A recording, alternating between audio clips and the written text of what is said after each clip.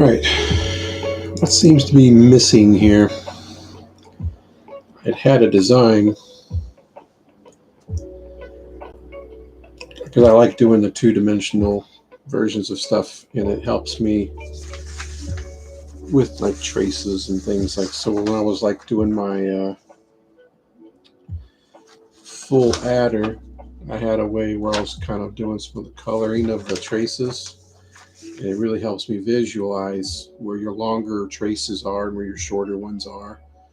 And I can kind of do that in this 2D schematic as well. And I just have to click on it and see it. And then I'll be like, oh, I can switch that over to this guy or whatever. That's how I kind of figured out some things with the full adder where I was like, man, I can, I figured out to reverse, to swap my positive and negative in my line 5.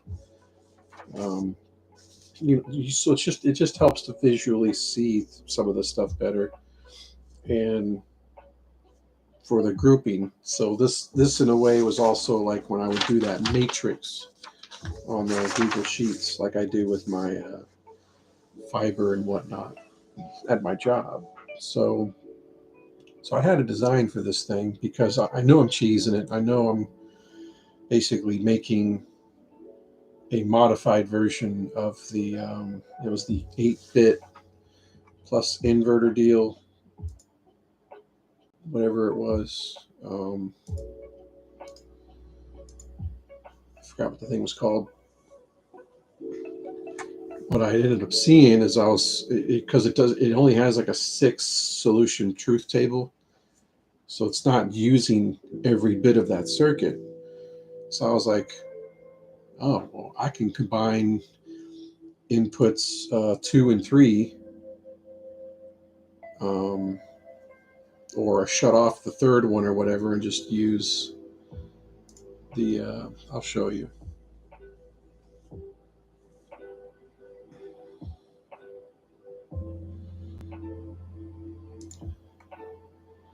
So I mean, this thing was full because I had stamped my exclusive ores. I did 4 for the first set, and then it swaps the A and B of the invert. So this guy is the A side of this 4, and then it's the B side of this 4.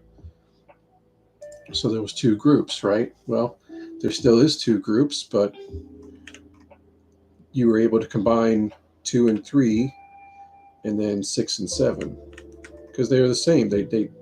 Because of the truth table, they don't change. You get the same result. So I was like, well, then you can eliminate those guys right there. So I got rid of like the second one or something, or the third one, got rid of the third one and just combined it with the second. And then on top of that, I also saw where some of them didn't even need certain transistors. Like the 8th one was only using 2.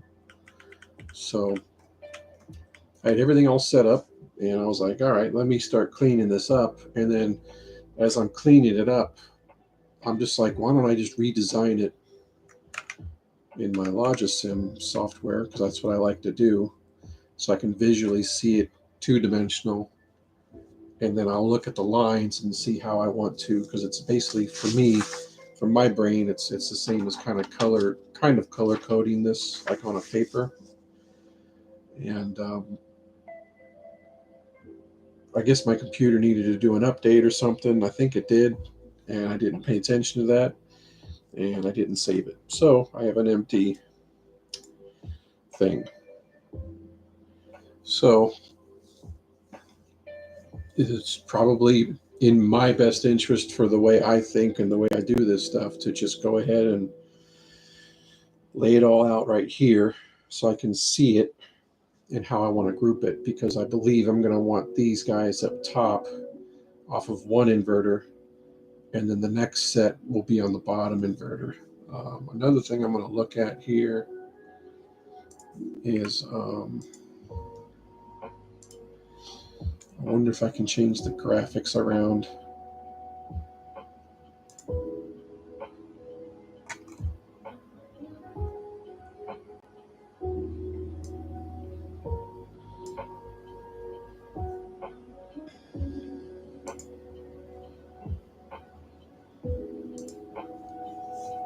See, it says borderless. I was wondering if I could do a windowed mode, but I guess not. This stuff's still in development, so it is what it is.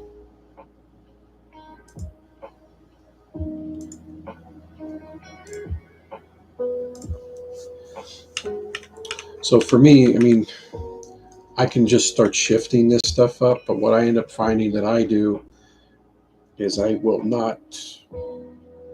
I'll either sit and stare at the screen and overthink the whole damn thing, or I'll just start shifting stuff and then I'll realize I need to shift it again. And then I need to undo what I just did to do another thing. And I know I do that stuff. And so sometimes I feel in these types of situations, it's better just to kind of pre-plan it, get that thought out of my head and get it on paper. And then I can see it. And then everything will start to unfold as it should.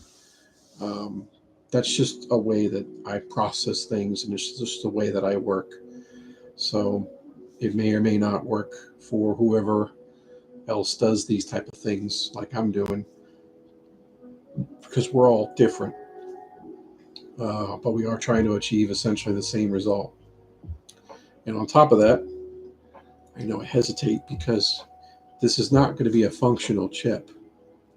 This thing that I'm doing is not going to be an actual 8-bit value inverter that's fully functional, because I'm cheesing it by combining outputs and reducing resistor counts. You can see where we're at with things. So this is not correct. I think the minimum that I need for it to work and be functional would be another 29. I guess it would be 29 transistors, maybe something like that. But I'm curious about this because I'm wondering if I can get this down here and actually create a masterpiece chip, because we're already in advanced mode and I haven't even cleaned. Does this look anything like an advanced chip? So that's where I'm kind of like, man, I think I can actually do this, and it would be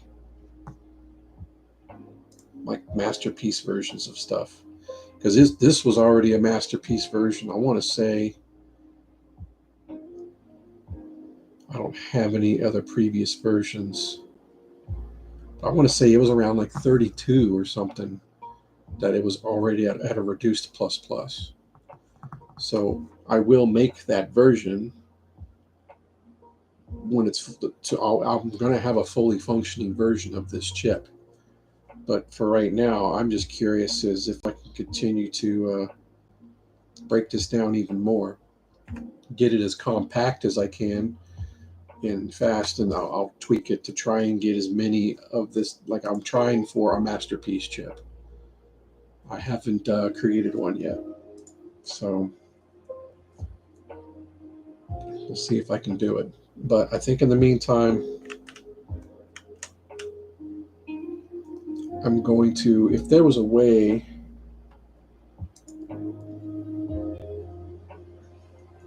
let's see, because this is 3-dimensional, that there's no way I can copy and paste this into that Logisim type thing. So, I mean, I already know I can't do that. Did I accidentally, or is it just selecting it? Okay.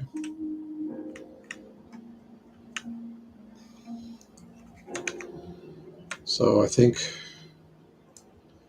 I'm going to do this. Another thing in the back of my mind that I'll just show real quick. I've been waiting on some of this stuff to go on sale, and it has. So I've been wanting to replay some of these games on this computer. I've played this stuff on my PlayStation 5.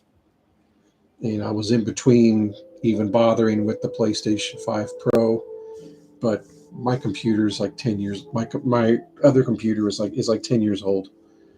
And I've been due for a new one for a while. So I got this new computer like around September last year. I got one for my wife as well. Same computer. They both have 4060 Ti's or 4070 Ti's. I think GTX NVIDIA cards. But yeah, pretty damn good computers. And I've been interested in replaying some of that stuff because that's just games that I enjoyed. So, I mean, I played Grand Theft Auto 5 a while ago. There are a few other things I've messed around with. Um, but that's going to be something that I can see myself maybe even going into the summer, just kind of replaying some of those older games that I enjoyed and playing them on this computer. Um, so I'm going to start to be kind of pulled in other directions. This is my hobby. This is the stuff that I do that in my spare time. So whatever I feel like I gravitate towards that I want to do, I'm going to do. Simple as that.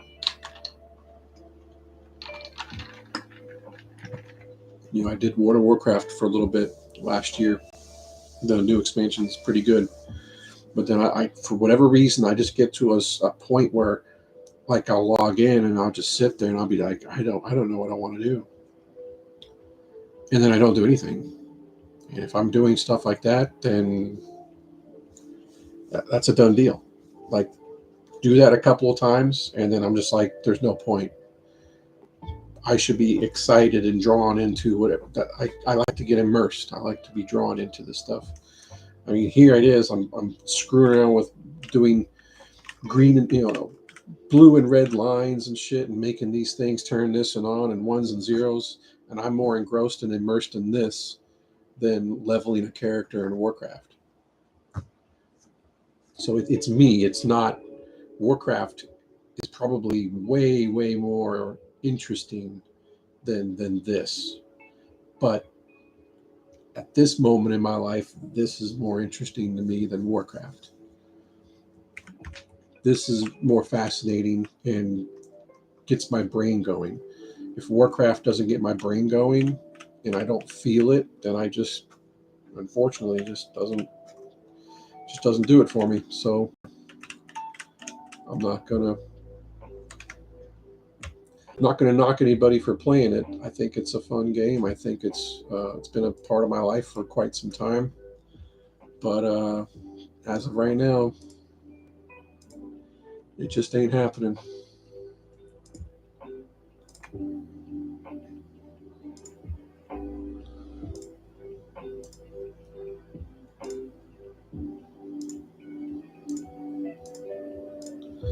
I can just copy and paste these guys.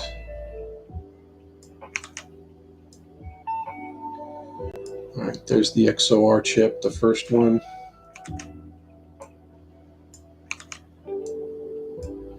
Here's the second one.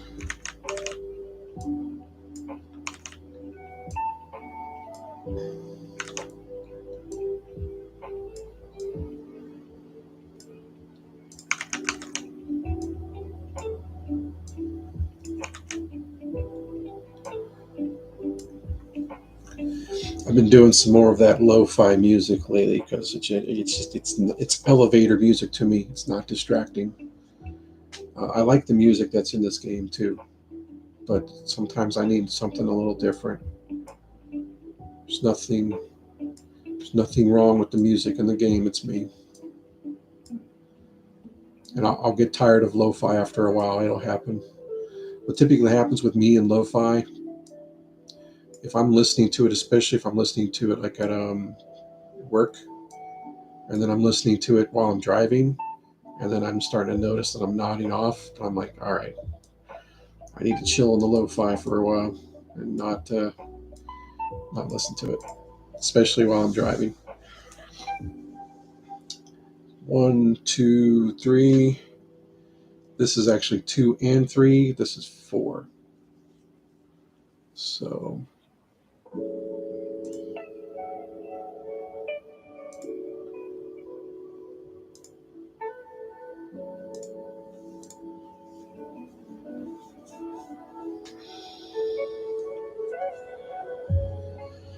some of it I can do off the top of my head. Some of it I can't.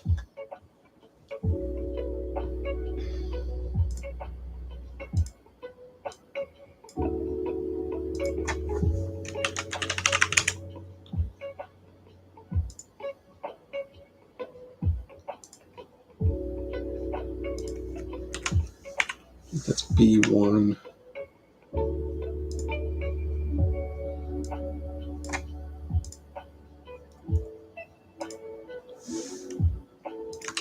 B2.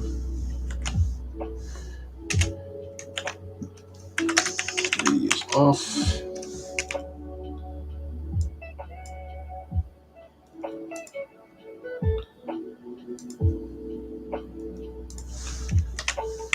B4.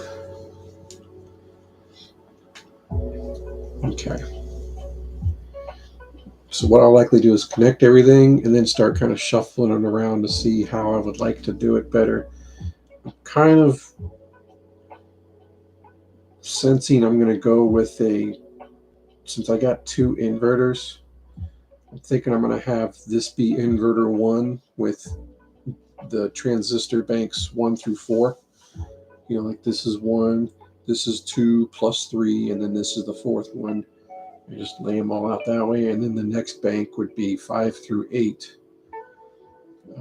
below it. And then I would leave some space in the middle between them so that you can run, B1, B2, and 3, which I'm only needing. I think I'm just only using B2, and then 3 is just off, and I combine B2 and 3 over on the output. But you have like B1, and then come over here B2, and then B4, because I also need to have room for the sum to come out. So it's going to be sum 1, sum 2 and 3, sum 4, and then down here it's going to be B5, B6 plus 7, and then you have B8, and then you can have and then probably come out the bottom. So it'd be sum 5, sum 6 and 7, and sum 8. So I need to allow for that flow to go through. I think that's going to be the way to minimize the real estate that we use on this. It's what I'm thinking. But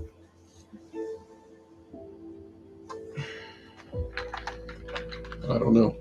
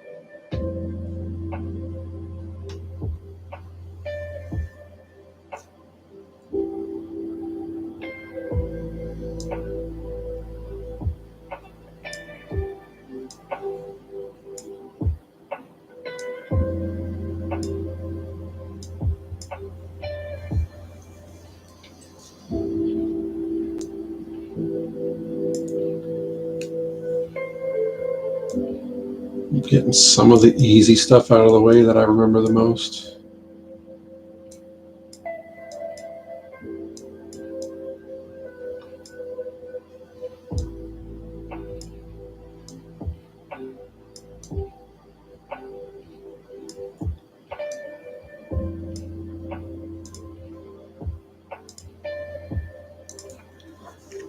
So 1.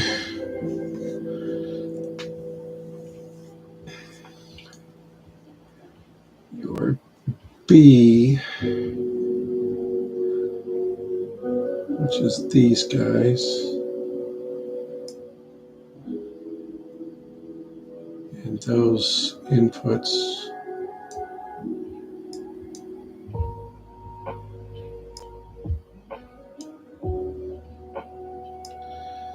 It's all together.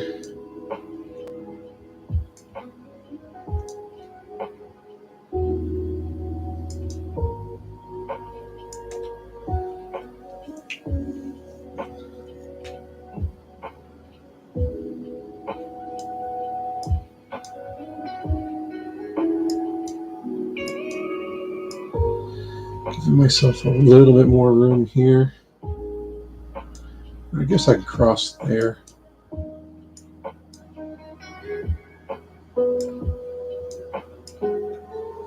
All right. These guys are coming directly off of here.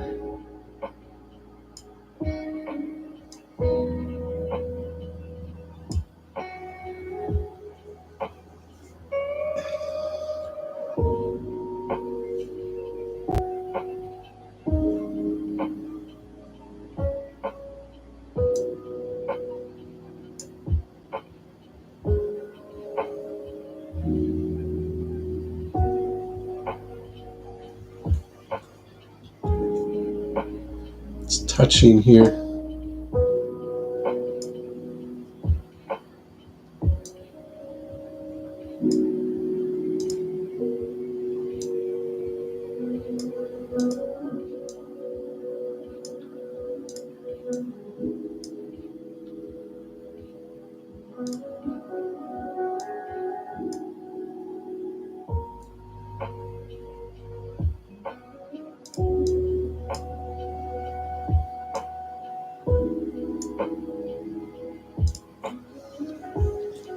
That's why I kind of don't like running right up against them. I kind of want to come out and then have a little stinger or whatever coming into the input.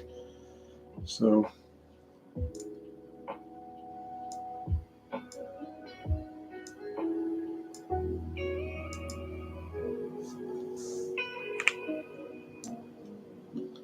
like that. That way I can change the input a little bit. I try not to make like this stuff super tight because I want to look at, this line. How can I shorten that? How can I change this, change that? And maybe I want to change the design a little bit, so I move them around.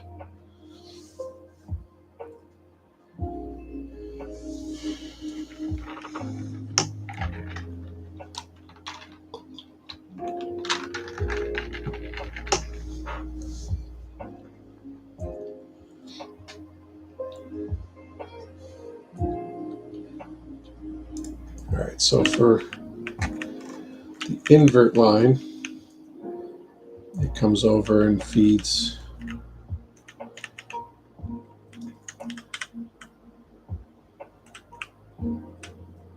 instead of going to the rail for the inverter, the actual inverter, invert just comes over and feeds straight to here. There's no rail, there's no gates that we're worried about at that point.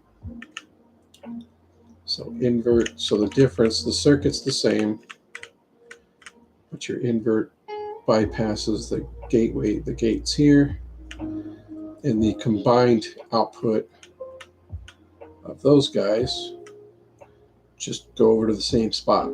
We get rid of the redundancy. So you're going to take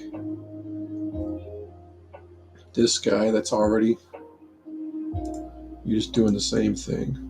Boom.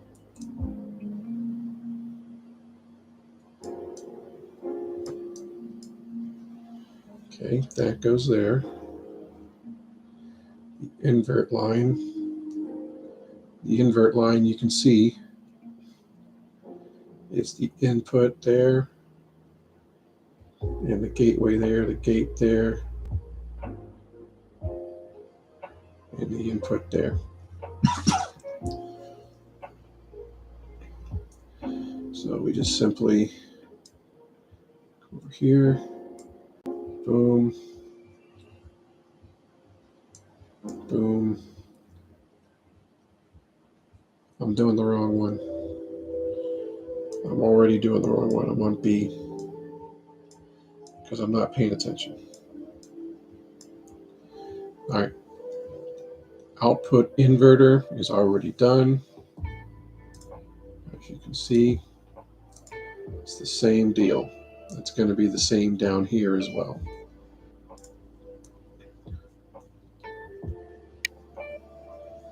Maybe you should just do that and get that out of the way so you're not confusing the heck out of yourself.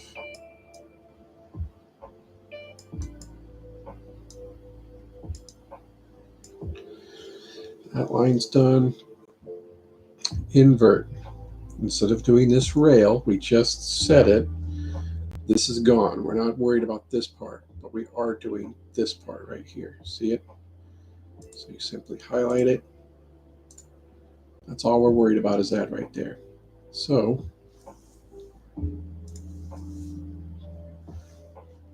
we can piggyback off that and bring it down, or we can build a new one.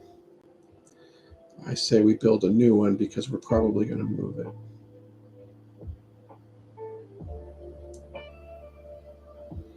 So we need to go to there.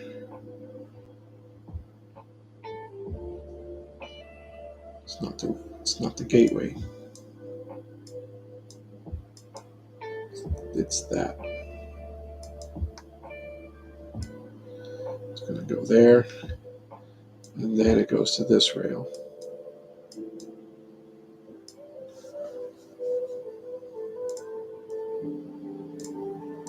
See?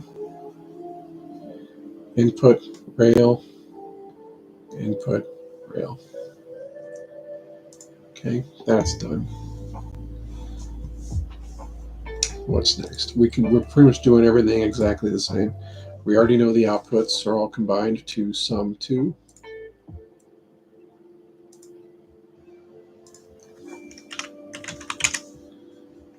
So let's go ahead and hook all that up.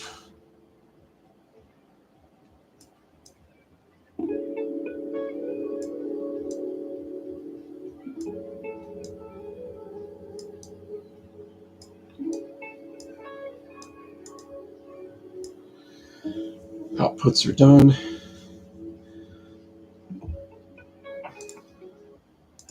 This guy right here is next.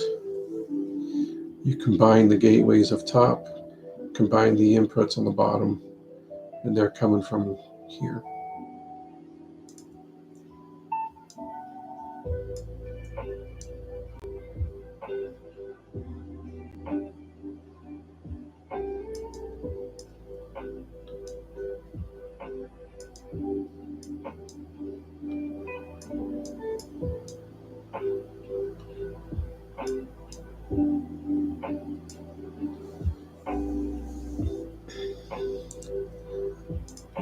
It didn't connect.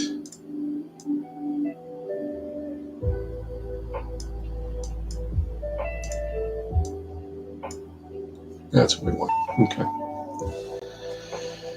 That circuit's done. We already have the inverter output going to these guys. We need the invert line.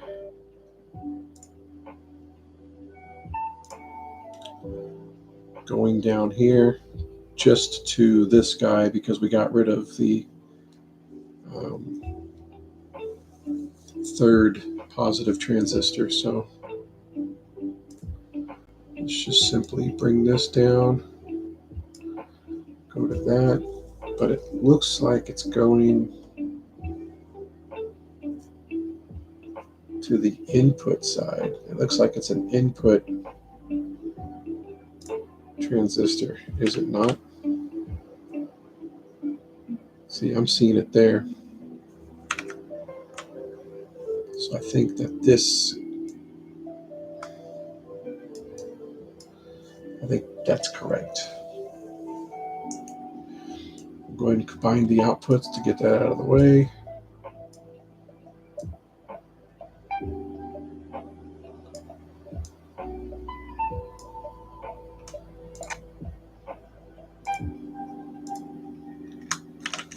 This is sum 4.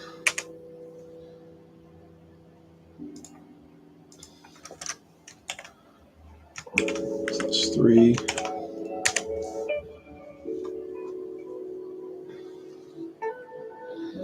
I think this guy does the rails. Yeah, I see it. It's going to do. We're just going to combine it here.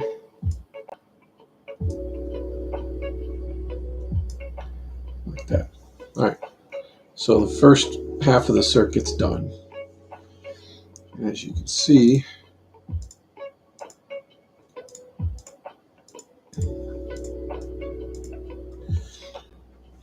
that's going to be likely be our longest part of the circuit, is the tying in the invert. If there's any way to shorten that, that would be preferable. And then these guys are kind of long too. And then your inverter output. Your combined outputs are not bad. Not bad at all. So another option would be to maybe, now what screws us up is these guys are going to be 2, 4, 6, 8, 10, 12, 14, 15 blocks wide, no matter what we do. So if let's say I put this guy at the very top, it's going to look like something like that. This right here is why I'm thinking that going sideways with it will probably work. Because I'm thinking that if I can shove all these guys up here to where basically this guy is kind of my bottom, then you can see where the bottom is pretty much right in between outputs 4 and 5. So I may be able to make that work. Because if I leave things kind of similar to this, where I'm shifting down, well, now my next cluster of transistors on 5, 6, 7, and 8, now their outputs and their inputs, I'm having to shift this stuff. I'd have to be shifting maybe this down like here, to kind of try and minimize where the outputs are flowing from the one bank of transistors and then from the other coming from the bottom going up a little bit. And then I would do the same thing with the inputs, with the B inputs. I think if I can do something like this, to where this sum, these guys all, I have 3 outputs that need to go here, that I can make that happen, and we'll see. Another idea of mine is to maybe have some stuff feed from the top and the sums come out the bottom. But then either way you look at it, you're still either screwing your inputs or you're screwing your outputs. And that's why I really like to just kind of get this out of my head and then try and move it, and I'll lay it out and I'll look at it and see, because it's all I'm simply doing is just moving that stuff around. When I move stuff around in this game, for whatever reason, my brain starts to kind of mess up. I think it's because of the 3-dimensional aspect of it. Maybe I just need to get used to it. I don't know. Something's not right where I feel like I do mess things up and then I start getting thrown off. This thing right here, I don't get thrown off so much. I can play with this and figure it out easier for some reason. And I'm thinking because it's 2-dimensional. I'm thinking it's something to do with that. I can't explain it because I'm not really sure myself why. I have it's a visualization issue. I don't know. I can't explain it yet. I think the more and more I mess around with this, maybe I'll figure it out. I don't know.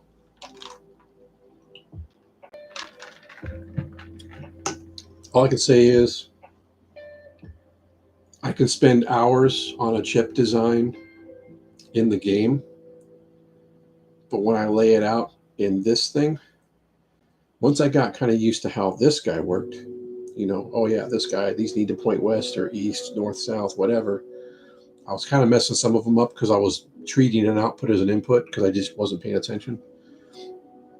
So like I can flip these guys around and then I can shorten the traces and mess with it. For whatever reason, I think I figure things out here quicker with this guy than I do with the actual game. I don't think it's a flaw inside the game. I think it's something not firing right with me. So I'm just going with what works, because as much as this is not new to me, it is. There's aspects of this stuff that's not new to me, the concepts have been around my life for quite some time, but actually implementing it in this way with the gates and this guy lets that other guy through and all that stuff, that kind of stuff is somewhat new to me. And doing all the Boolean algebra stuff and all that, I've been learning because I've been learning how much I don't know. Um, so this has been this Logisim thing has been helpful to me. So um, so it might be beneficial to just figure this circuit out first, because the fact of the matter is that things flip when I go to the next set. You know, my invert line becomes my B, and then the B becomes the invert line on the next set of transistors. Yeah, I'm well aware that the stuff's on sale. It's already in um, my cart, getting ready to drop like $150 on games. But it's a lot of games. It's a lot of stuff that, again, 50% off. Some of the Battlefield games are like 90% off. I'm like, man, that's hard to pass up. I'm not as into them as much, but maybe it's something my stepson will play, or somebody else would play as well. Because we have that family link we do where we can all play each other's kind of games. So I kind of think about them as well. It's like, well, even if I don't play it, I'm sure one of them will. And it's like $2. Like, why wouldn't, you know, why would I have trouble spending like $2 on a game? Like, that's nothing. That ain't going to bother me at all. It's a little stuffy in this room. It's not hot, but I don't really have a lot of airflow in here, so I don't want to turn on the air conditioner because it's kind of obnoxious, so the fan will have to do. That usually is enough. I need an exhaust fan. Just need to put somewhere where I can just get the warm air to dissipate up into the attic, and then I'll be fine. I don't have that. All I have is a lame air conditioning vent that doesn't, on this side of the house, it doesn't work all that well. And I haven't spent the money to go have somebody check this stuff out and make it better. So I just throw in a window unit air conditioner and then call it good.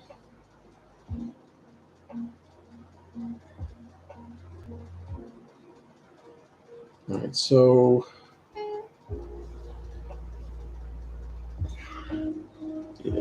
either way you slice it, even if I move these guys over to here, something's going to stretch no matter what I do. But the thing is, if this guy is only feeding the negative side of things, then I just simply swing the whole thing up. So maybe all the positives will be on top here, and all these negatives will be on the bottom of the row. And then I can start, looking into combining some stuff. No, I can't. I need these to all work separately. I can't do that. I can swing it, but I can't combine nothing. These guys are all doing individual. They're all producing individual numbers. So like I was saying, it would just swing up, and then that would be it. And then, yeah, this line right here would be long. That's not my invert line. That's my output of my inverter itself. The invert line is here. That guy is only feeding the positives. So you can do your invert line on the top part. Then the inverter output can be on the bottom. But then where do you put these B's? These guys are going to be the biggest problem right here. That's what's going to be the biggest problem.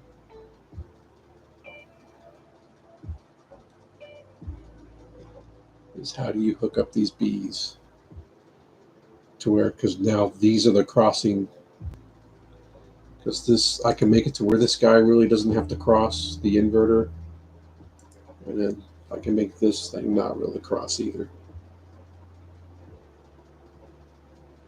But every single one of these guys is going to be crossing.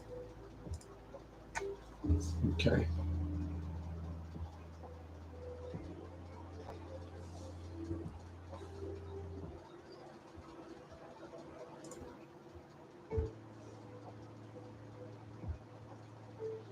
There's shared inputs and there's shared gateways.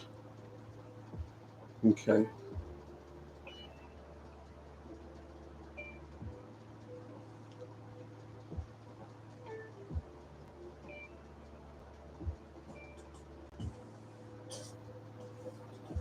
Here's the other dilemma. So with all the bees having shared inputs, the rail is probably fine, but these are going to still be separate, and then you have your outputs. I don't want the outputs on the very right. I'm probably going to have the outputs come out the bottom. So like, see this one right here? This first output, I would likely switch to the bottom. Same thing with this guy. Imagine all these moved up here. Instead of coming out the right, I'll have it coming out the bottom.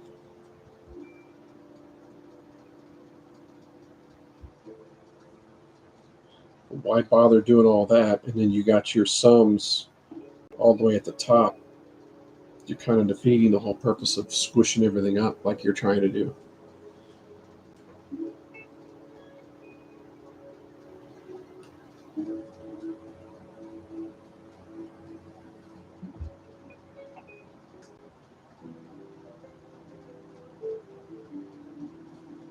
I'll likely keep the negatives on top here. You can keep the inverter output on the top. This invert, you're going to need it for the next set down here. So this is better to have this guy down here. So for the transistor banks 1 through 4, the invert line will feed from the bottom to up. And then for banks 5 through 8, it'll feed from the top to the bottom. So you're going to have one invert rail, and it's doing its things just like that.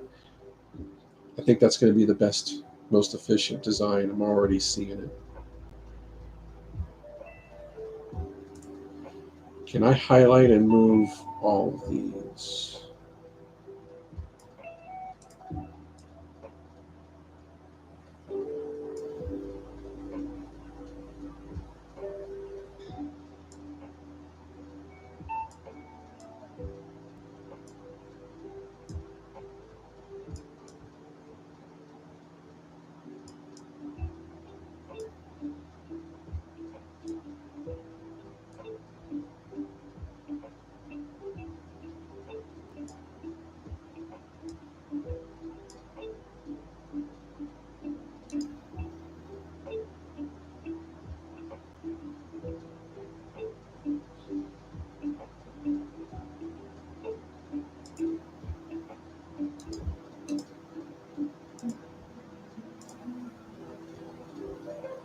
I'm trying to shift and move the whole thing up. I guess I don't know how to do this.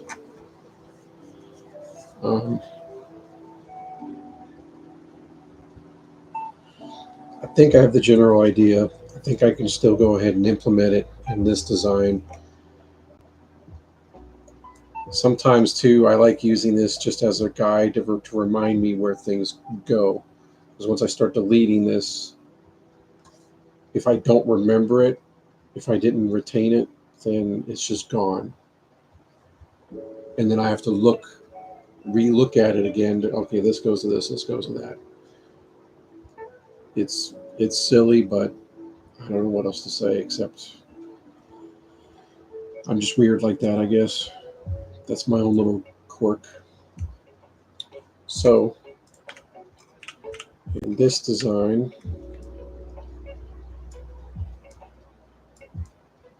get rid of all these guys.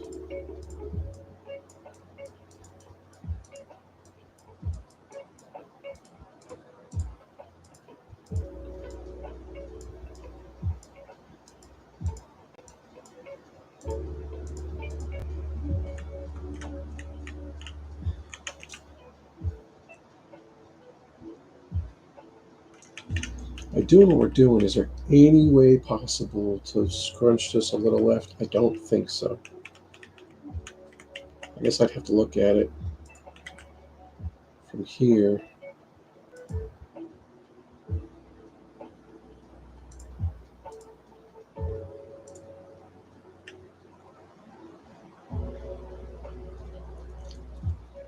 I would rather try and funnel things into the middle.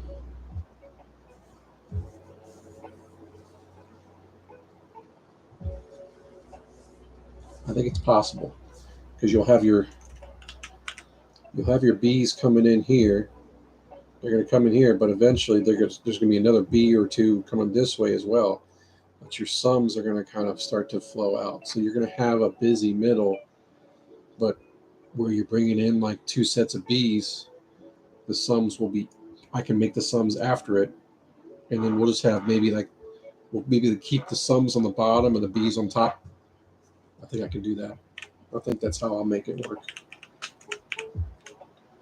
But this invert line will have to come from over here.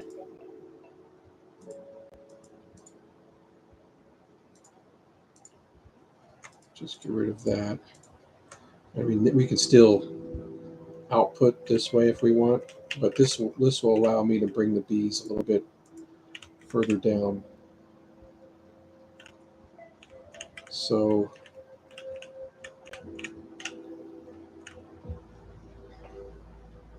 it's gonna be tight though. I think I'm gonna have to, because here's the 4 that's gonna kind of come down this row. And the further down I go, there's no way to get in between here. It's too tight. I have to come from here. So you're looking at going up and over, up and over, and then maybe this guy can go down there.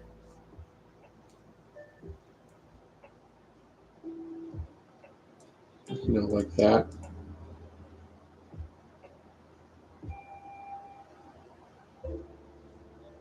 I think it'll be fine.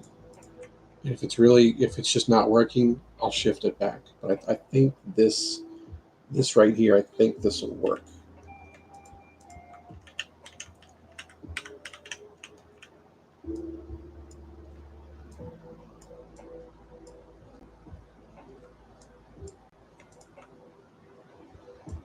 It's going to touch right there.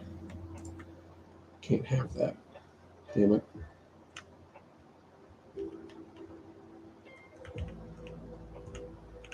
And those guys can't.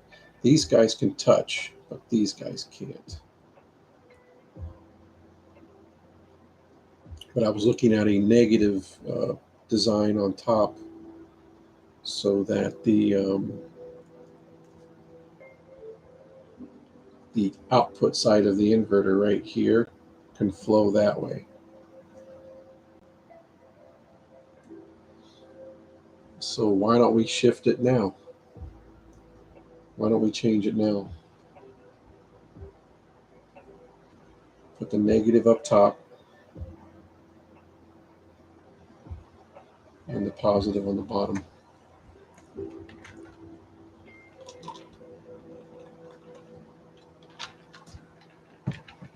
So we need to redesign our XOR chip. So let's do that. Let us start over here.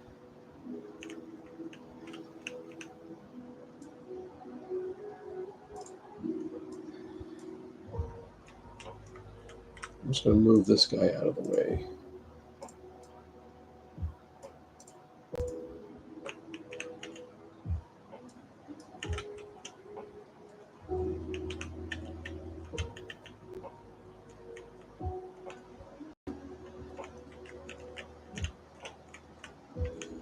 Um,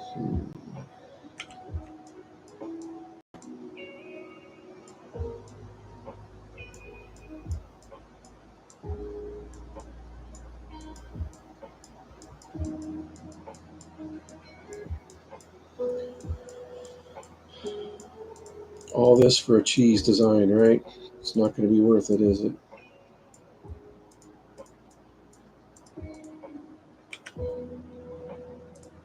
I don't think I've already forgotten that this is a wasted chip.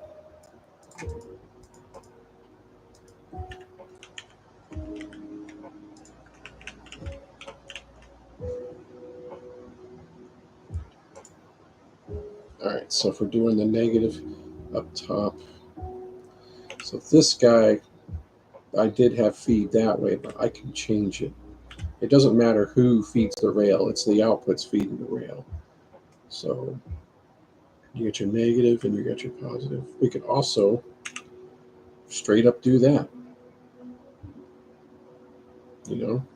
but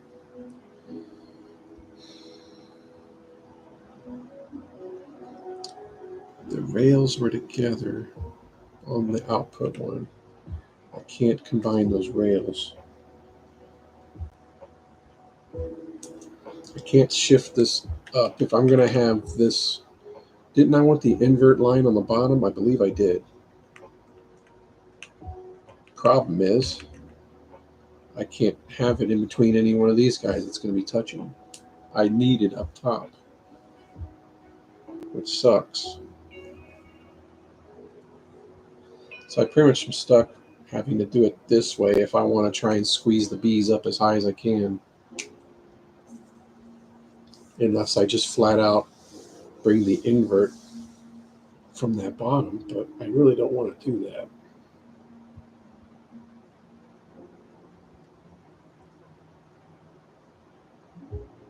Inverter line shared.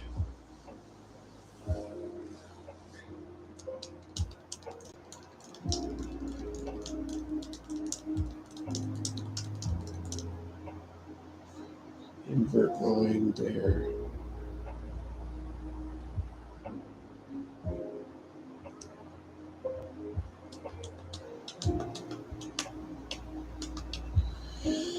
Two, 4, 6, 8, 10, 12, 12, 13 transistors.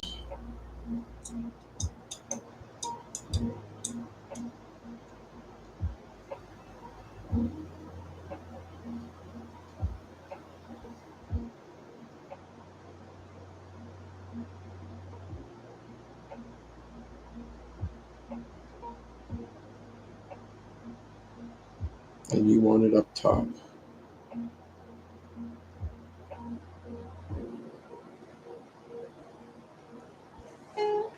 So turn everything.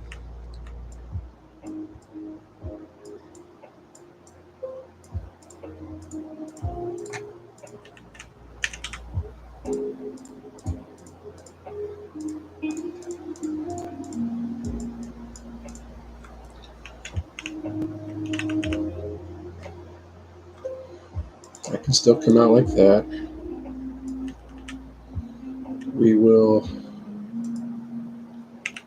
We need this to feed the rail,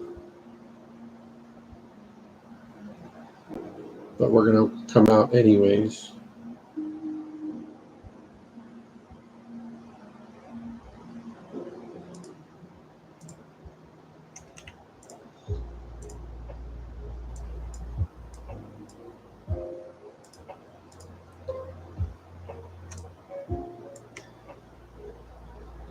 I want it to come out on top.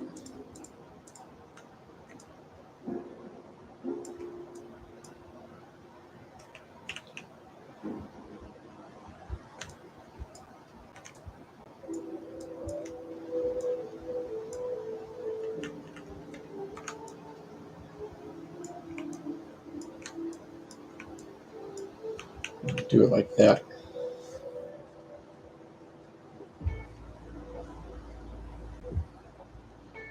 And that way the invert line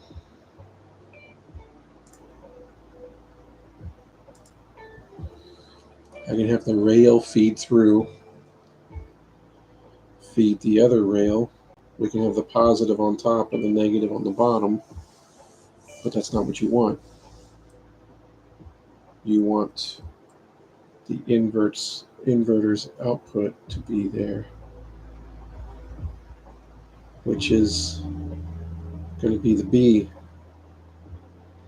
We'll feed the B from underneath. So like this, but we're going to have to separate them.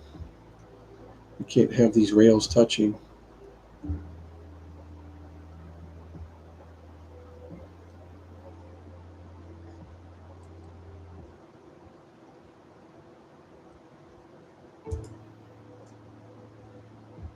Yeah, that kind of screws things up, because one is an input and then another one is a rail. And I can't have the rails touching, so it'd have to be something like this.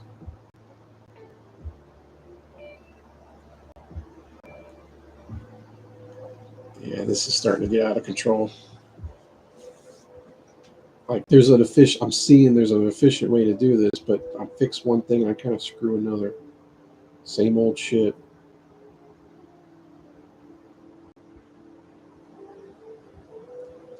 So by turning my inverter sideways,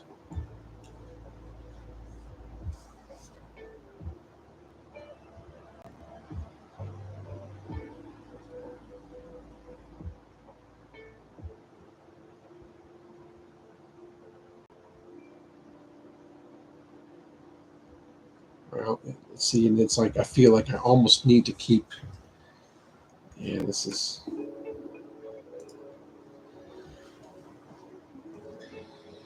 Damn it. The invert, which is this rail here, feeds the PMOS rail. So, I mean, I could do this. The problem with it is this input here is B, not the inverter. That's where I get screwed up.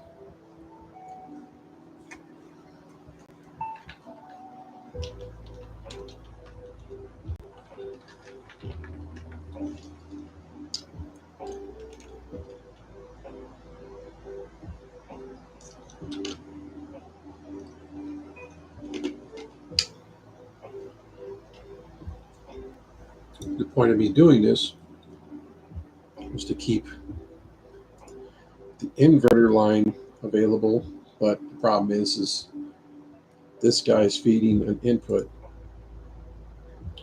in a rail.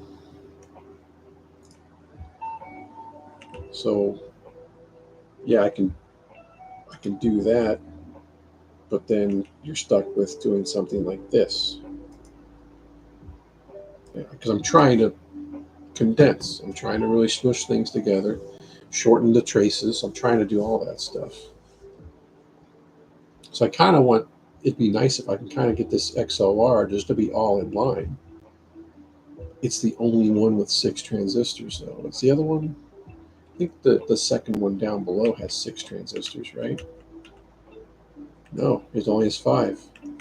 So this is the only one that's going to be kind of an oddball, weird shaped one that maybe its fifth, maybe its 6th transistor I can put in with this bank of guys.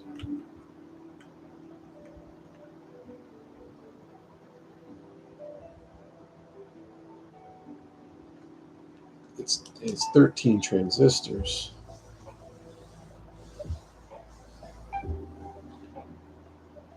And I'm dealing with a lot of crossings. Again, like that, I can do that.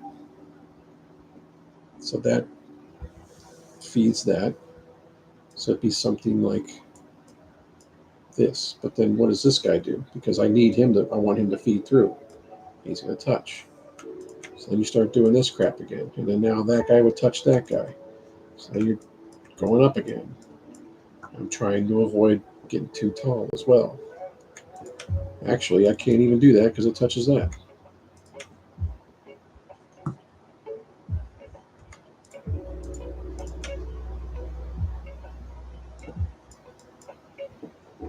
You know, that's where this stuff doesn't work.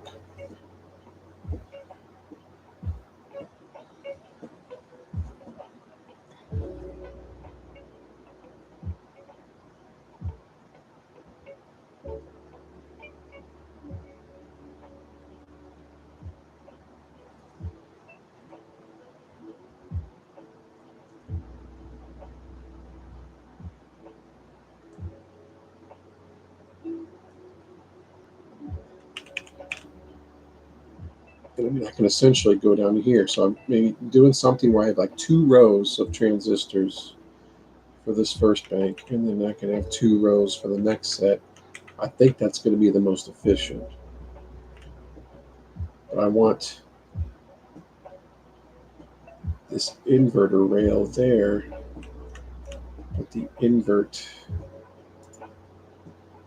is the positive side. If the invert is the positive side, then why not switch this stuff and do the inverter output on the bottom?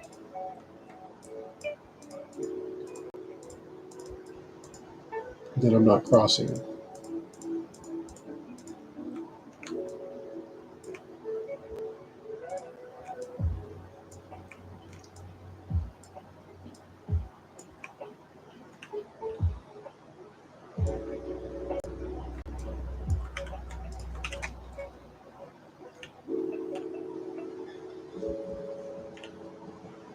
Wake up, program. What the hell was that all about? What the hell happened?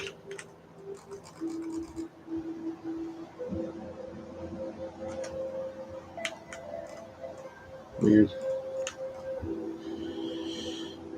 So that's essentially that, or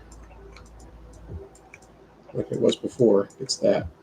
And now I got this guy freed up to bring him over to the positive ones.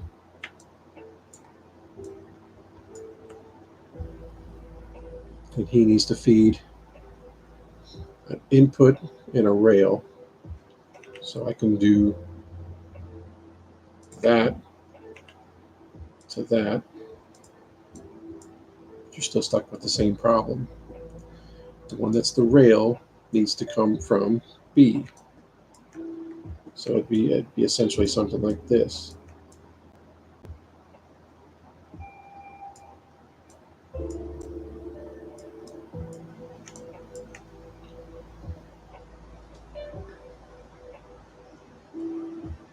This is an output. This is an output.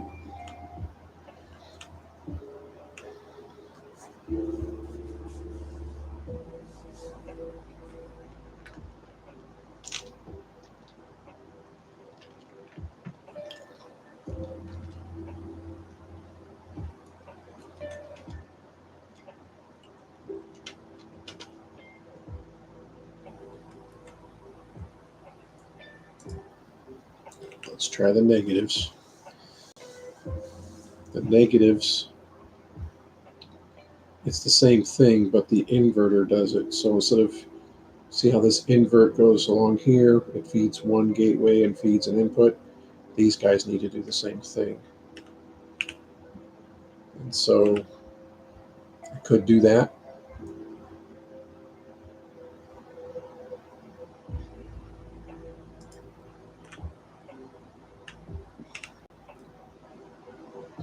But I need that output to be able to go.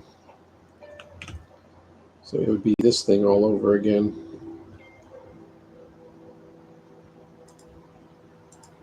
So you can see how that starts to start. It's like it's inefficient to do it that way. If trying to build it that way, I'd cut into that, so I would need to leave the space.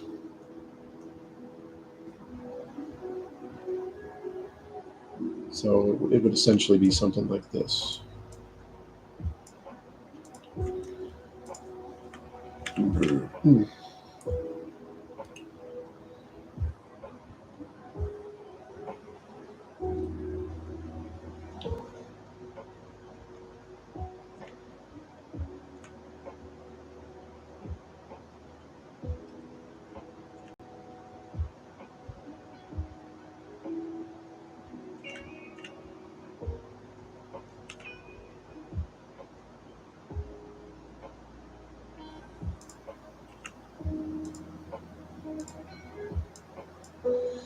Just had a bright idea. Doing it like that. I'm already sending the B here. We need This guy basically is going to come over like that. Obviously, that's going to touch everything. But since that's an output, I can go over that guy, come over here, do that. I think these are B rails, so I think it would be something like this.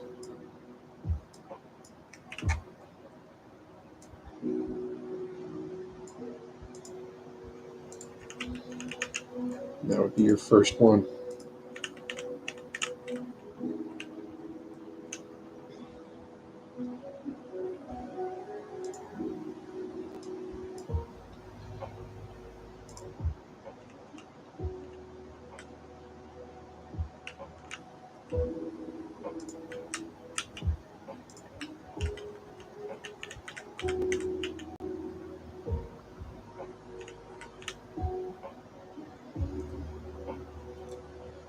It's supposed to be 1. It's not. Is that right? Is that? It's not saying 1.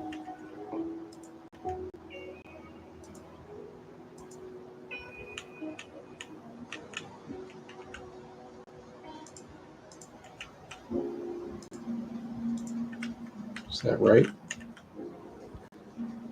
I think that's right. Get your power coming in. Invert out.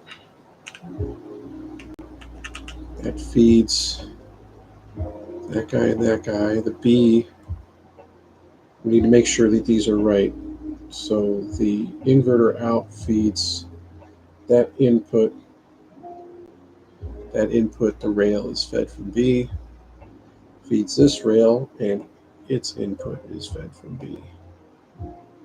Correct. On the positive side, that input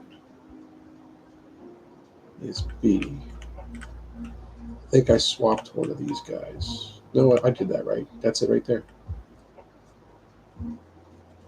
So that's right. So just do it again.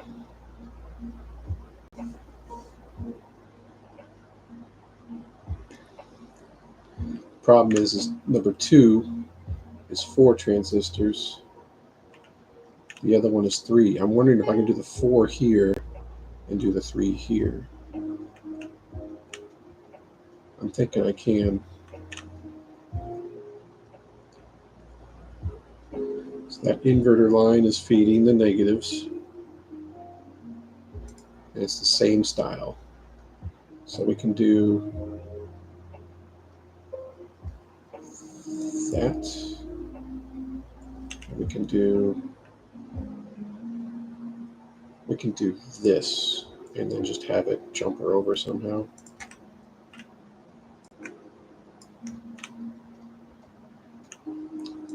That feeds there. And I think the rail is B also. Yes.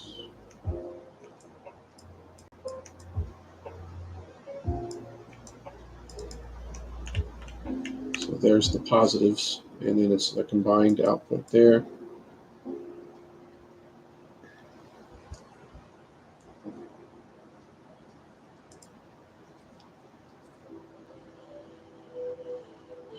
The red is from the invert. What I can do is change this guy a little bit. That'll allow that invert to come through, right? Nope. Damn. That would have been too easy, huh, Jim? So you're going to have to go up a little higher, huh?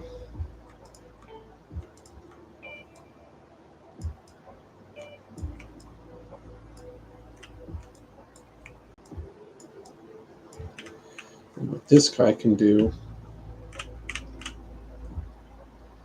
we need to feed the rail.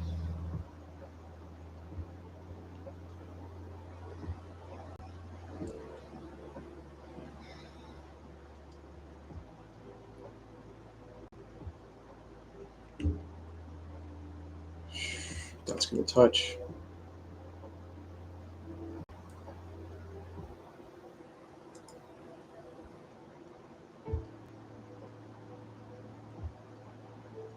We can do this and have the combined output jumper over.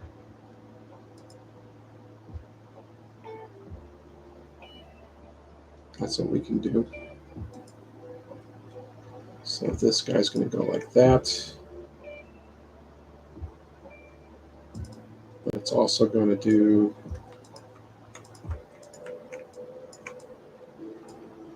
this.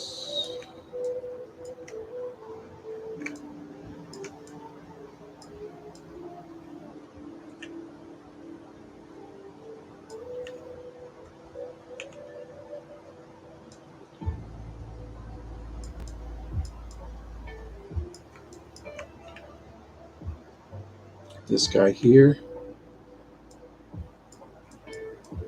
Damn it.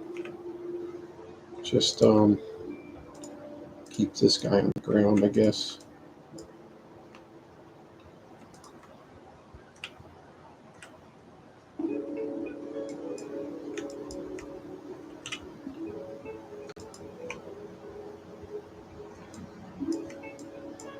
That should be fine. Who's the rail for that one? Is that B, right? I need to make that the rail. How are you going to do that? If you're all up in this shit. Move this guy back.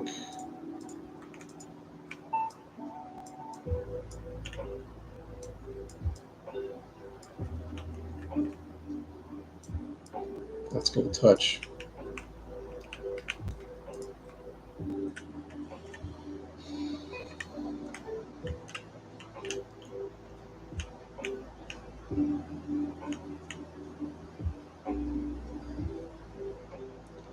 This isn't the design I want. Because I need 3 transistors here for this one.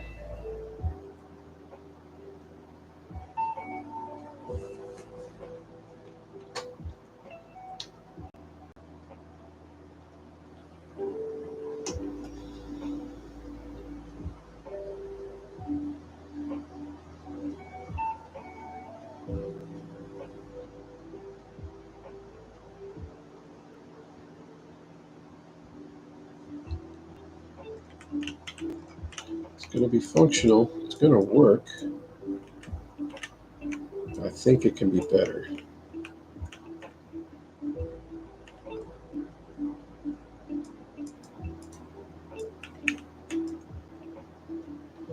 No, these are going to be together.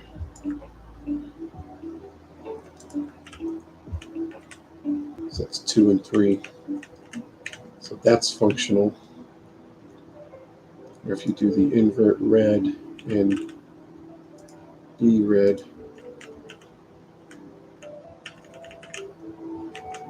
and it's going through as blue.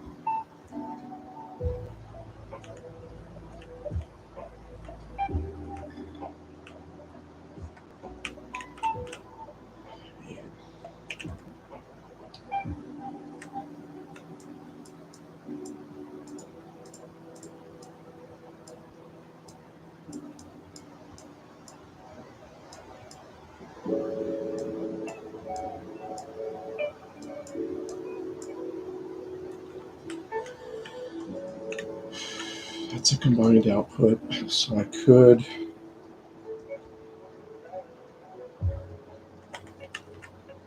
that's the inverter line right there. We could take, again, we were doing negatives. Same thing, it can be a part of the rail.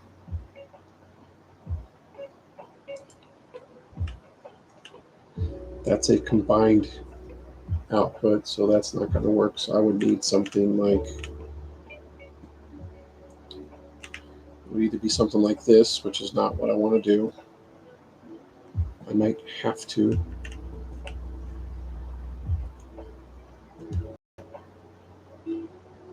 So this is already good, and see, it can be like that. Problem is that combined output is going to touch this one, so I would need to come up. But the rail is right. That stuff's right. We need the rail from there.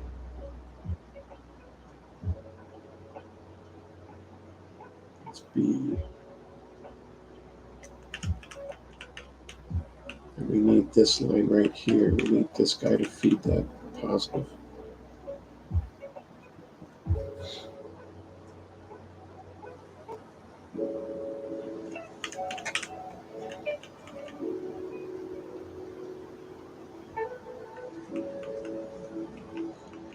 I might need to reclaim some of this space.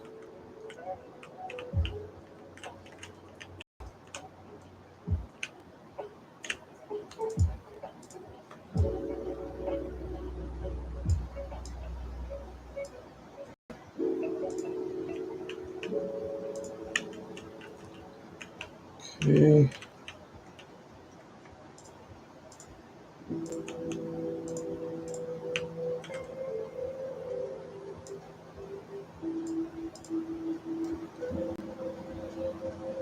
I can just do this.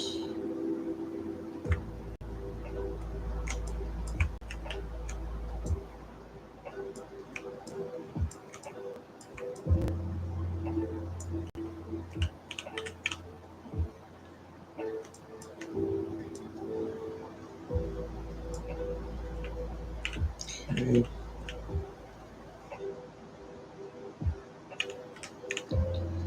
It's input and a rail.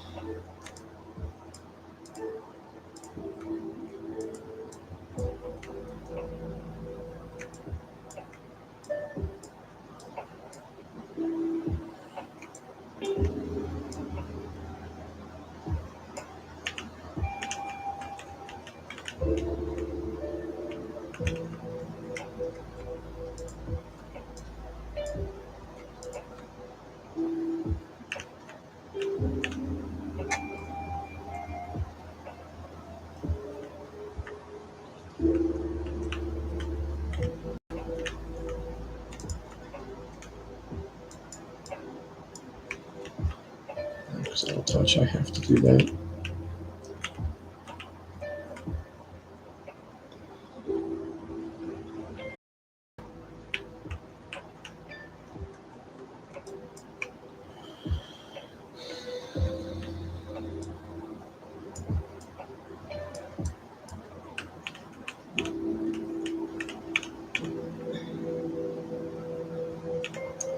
This is still a problem here.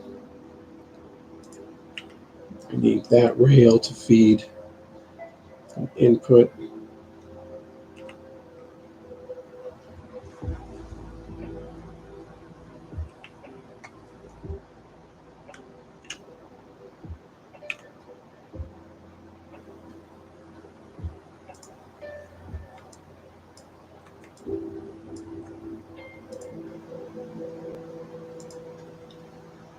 That's going to be in the way.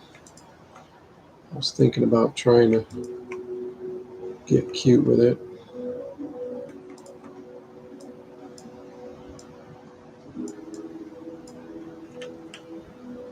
But this is still going to touch.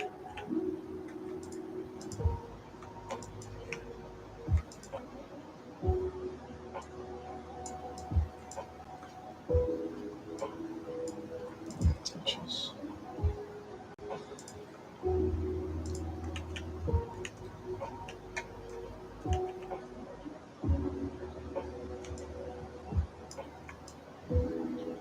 And then that touches.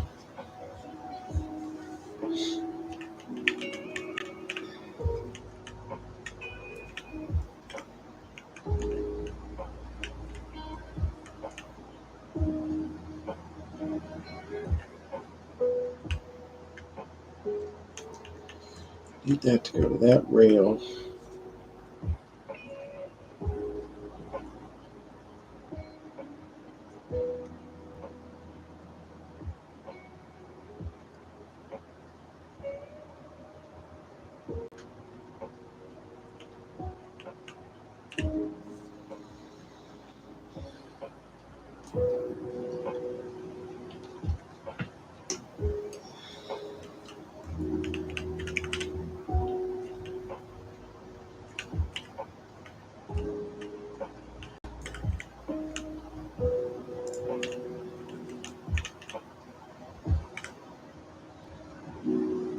It touches. You can't. You're not going to be able to save that space. I'm trying to figure out a way that I can keep the stuff in line where I'm really not going any further below here. I'm afraid I can't do that.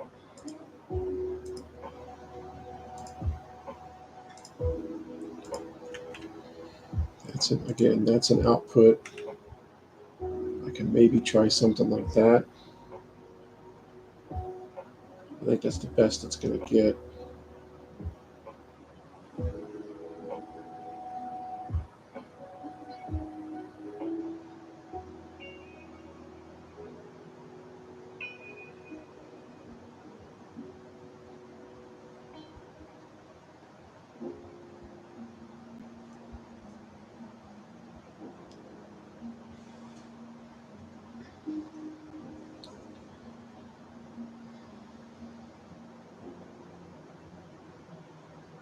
That's one. This is two. I'm working on four.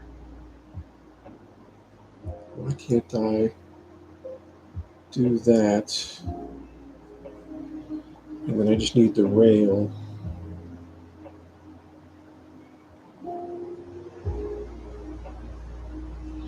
So it would be this.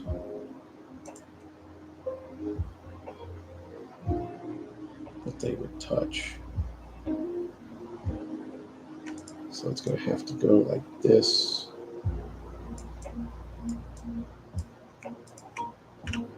There's your rails. The rails are done. The input's done. This is the combined output, but you're right there. Can't I bring that up like that? Yes. If I can do that, then I can combine these and just shoot it straight out. Like that. Okay. The input to those guys is our inverter line, right?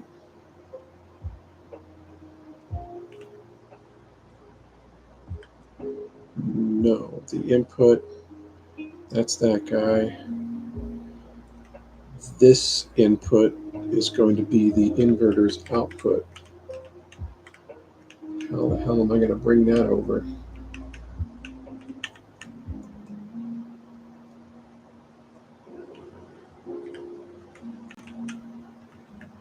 That's this guy right here. So just go up.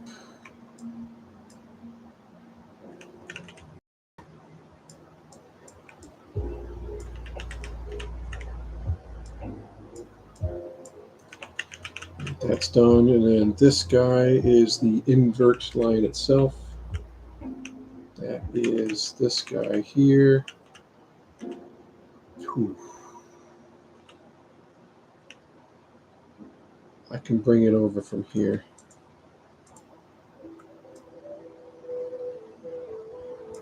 Just keep him out of the way.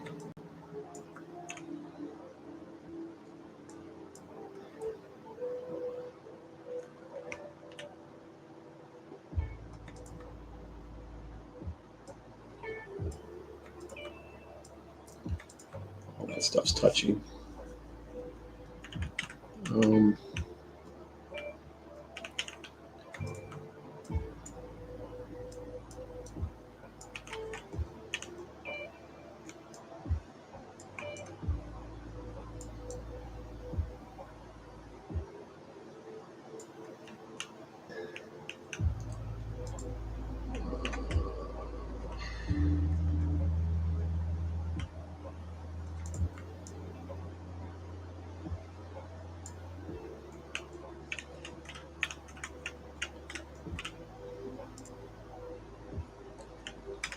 This should be doing the first three. Why are we unresponsive?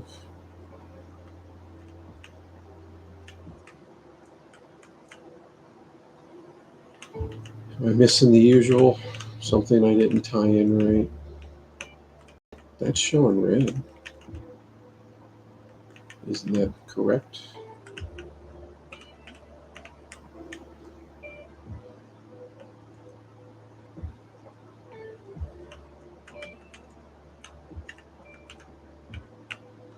love how I draw all this stuff up and I still don't get it right. Like, what did I miss? First one.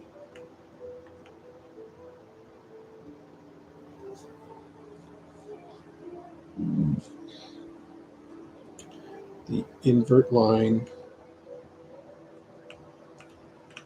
is your A side, right? Or do I need to flip-flop these? I don't think so.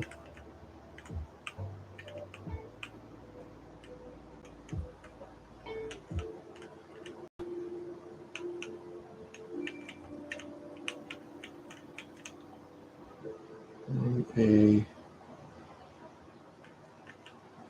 one. It's acting like we're not getting any output.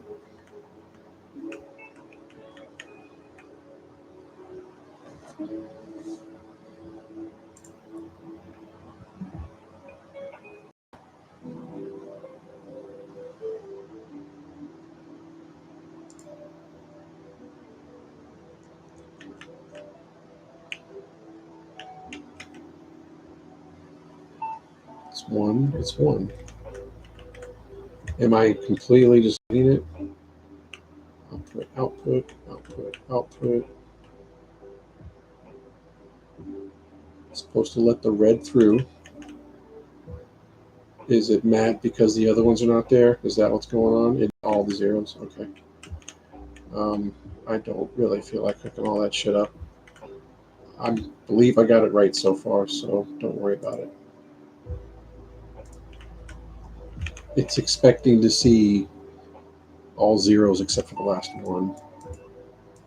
So I'm right so far. And unfortunately, we are below the fourth one. We're into the fifth. So this stuff is shifting down a little bit. It is what it is. But I have an invert line and I have a combined. I don't think I need this guy anymore, do I? Because I'm going to be using this other inverter. I just need to swap. This guy is going to be your B, and your B's are going to be your invert line. That's how it's played. But this inverter is still needed. So let's move all that stuff up.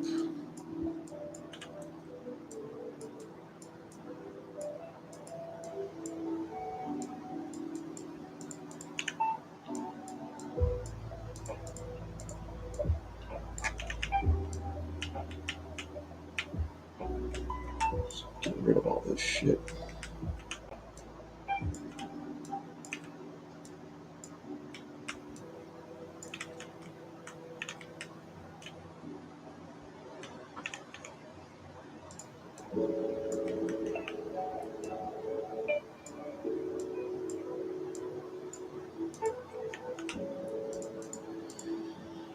Yes, I do things the long and painful way because I'm just a glutton for punishment, I guess.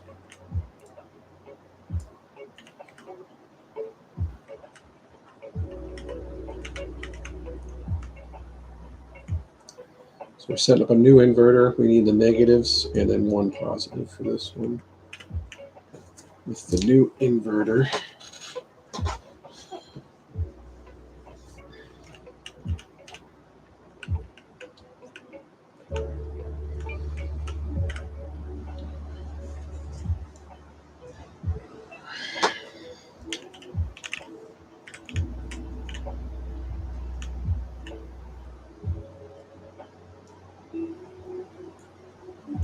the inverter needs B to feed into it, right? Yeah.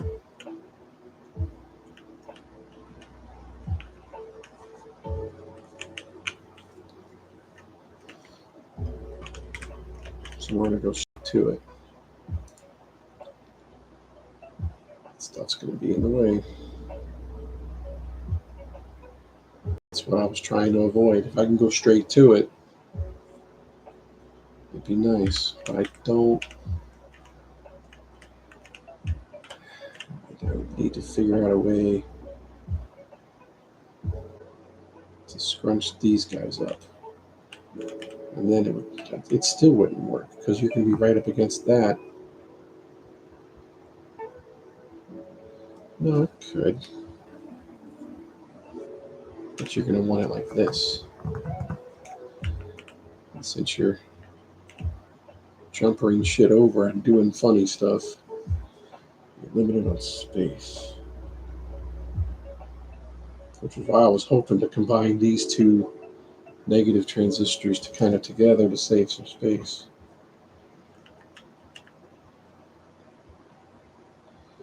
That cuts into that guy. That would touch. It's just, this is bad.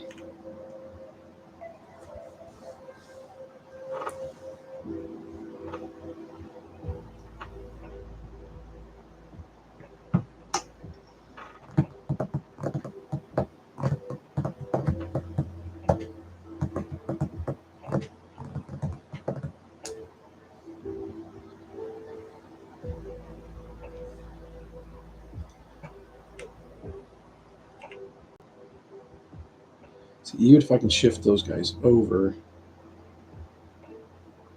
the input for the inverter, the power going up, is still going to touch stuff here because I had to jumper over this rail to this. Maybe if I just jumper over that output and reverse these guys, maybe that'll be a little different.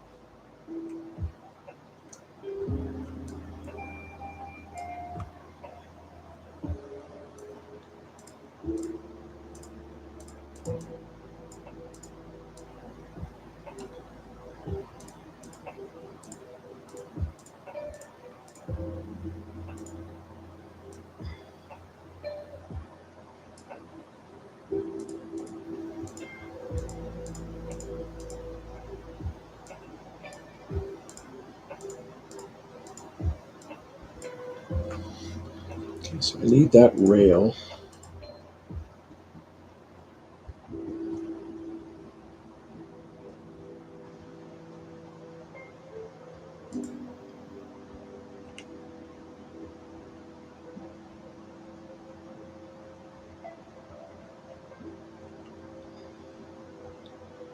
You wanted that as a combined output. And see, that combined output gets in the way too.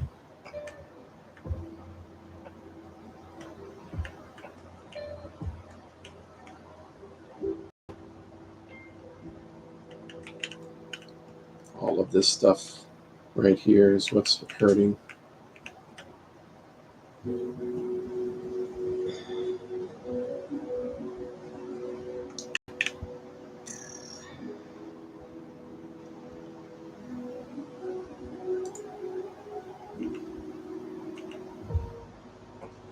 Stuff that touches.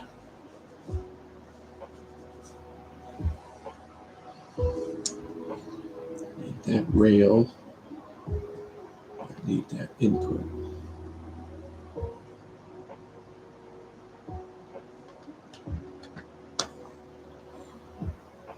That's going to touch. Again, you could probably do that. Could probably do that.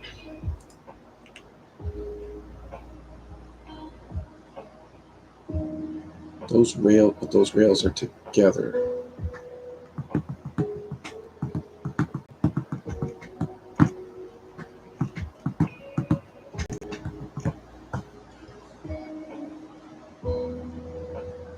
Any way I look at it, it sucks. So, damn it. The whole point of everything I was trying to do to make this work was to get the first set of the circuit to be in the first four, and the second set to be in the last four. And I'm kind of not getting it the way I want.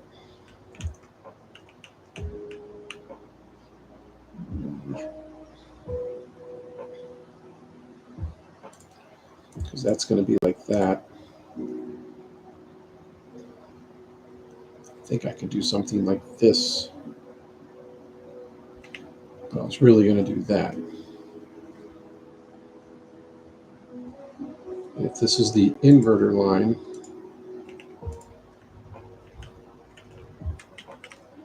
so if we set it up like what we're trying to achieve here,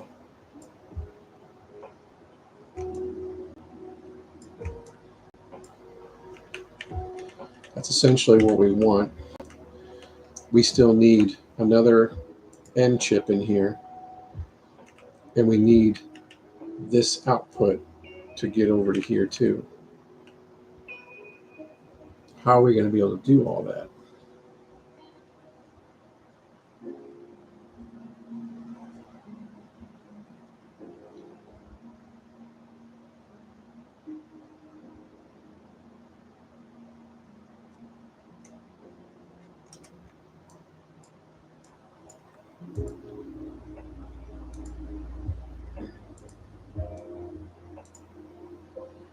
That positive chip shares a rail with the negative.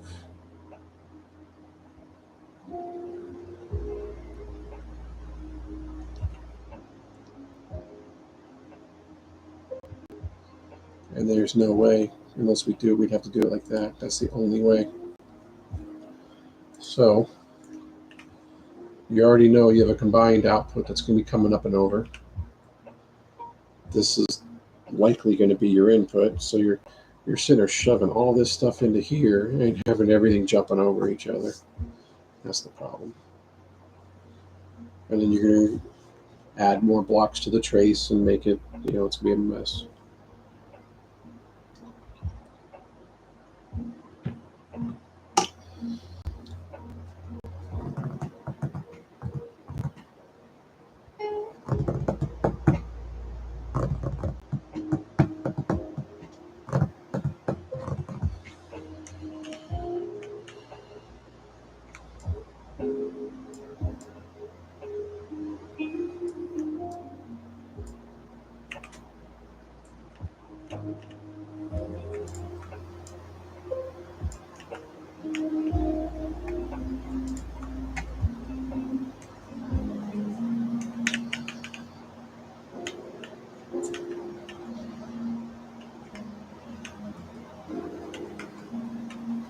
Can't go that way.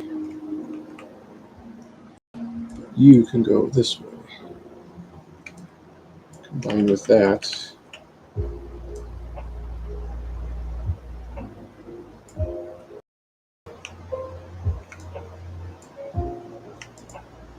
Which I can combine with that. You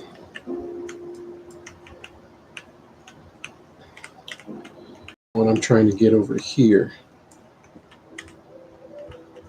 that's going to touch. It's this guy, it's that rail, and it's this rail.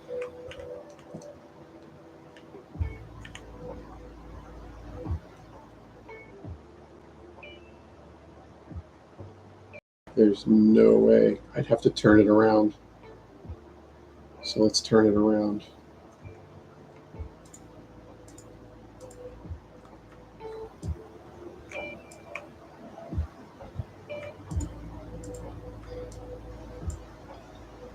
We need to come off of here.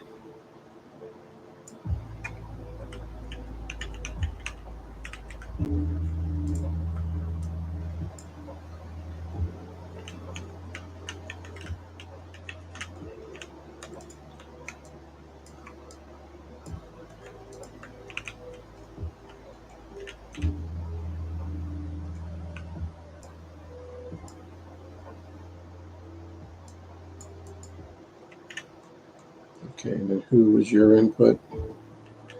I need your input and your rail. Who is it?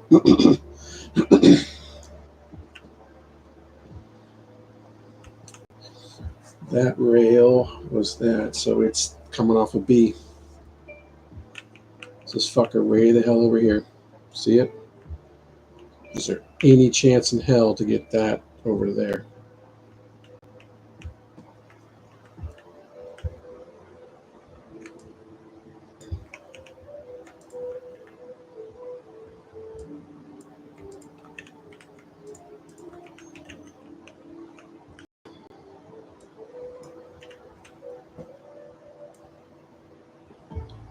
That's going to touch right there, isn't it?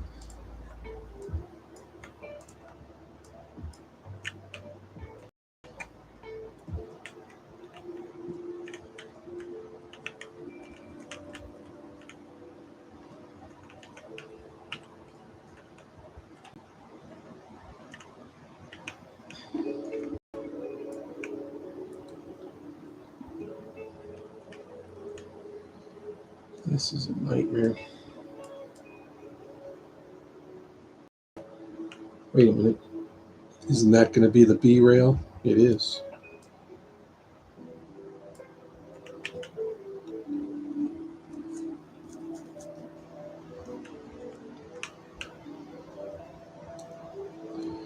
B is the input and the rail.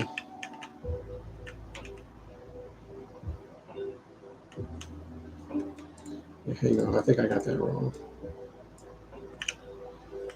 B is the input and this rail, but B is also the rail of this guy. So these rails will be combined.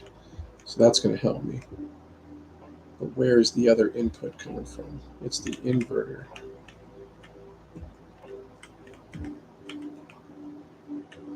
So how am I get this guy over to here?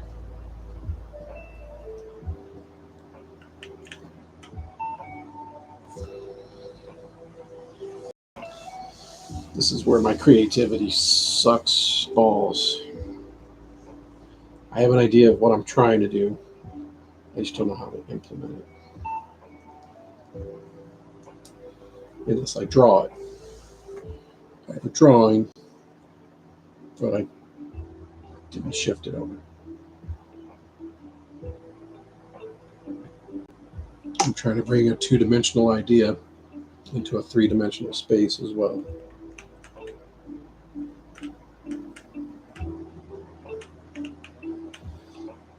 Now these are combined outputs, but I can't have it touch that.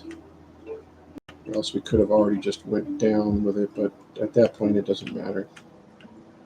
We have no real room to get up and over.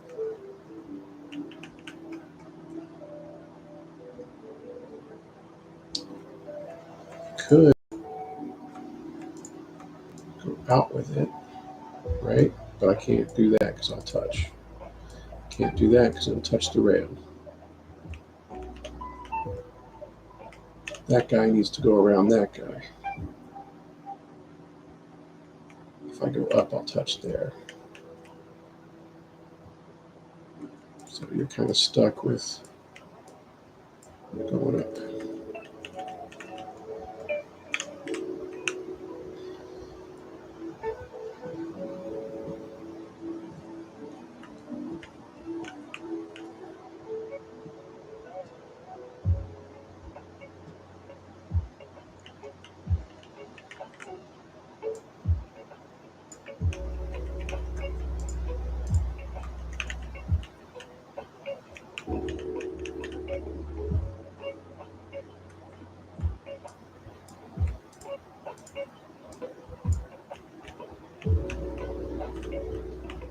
I need a spot to be able to get B to come off of here.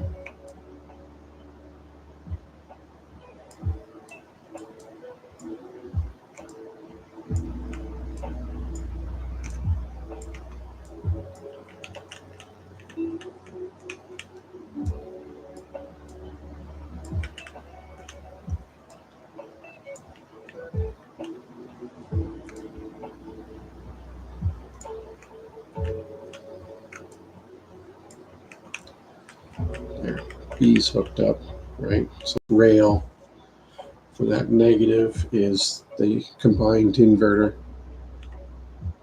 which I'm using on the input. I have it wrong.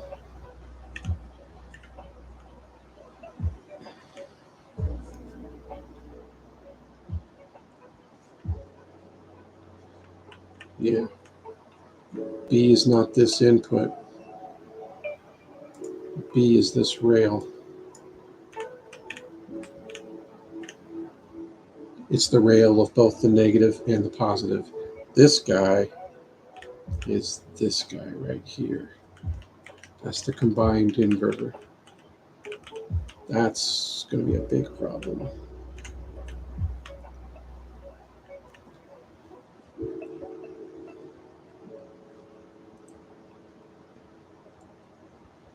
You're probably better off just making that the inverter input. You already have B right there. You can make B the rail. Yeah.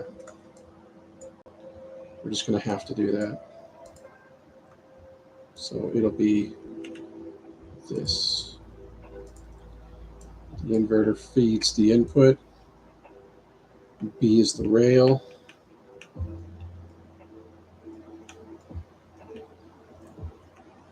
Which means we don't need to do this.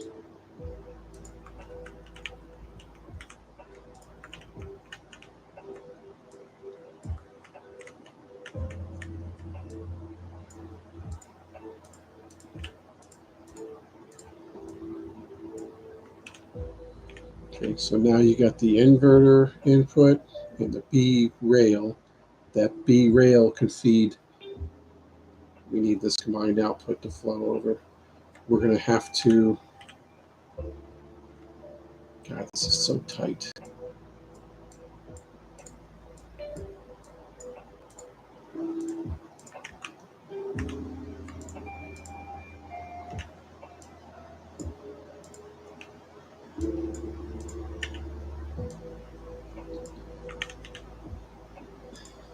Take that rail, we're going to feed that guy.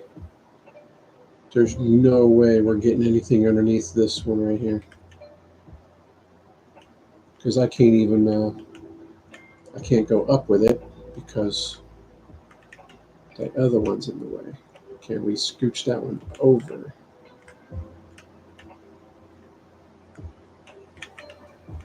Because it's feeding a rail, but that's going to touch. Because ideally, if I can do this, then I can make this work. I'm fucking fighting it.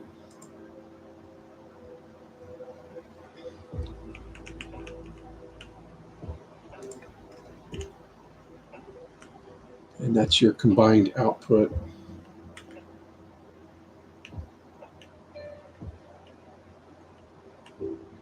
That combined output works.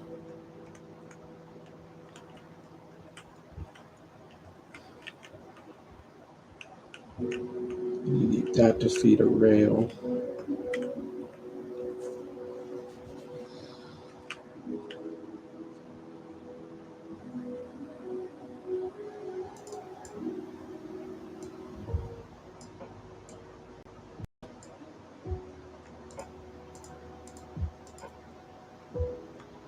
Do that last one.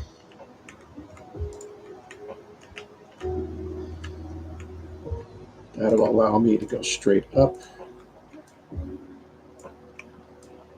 over. Now I can do something with this one. So for the red input, it's B, not the one with the rail, it's the other one. The B rail, we need it to come from invert.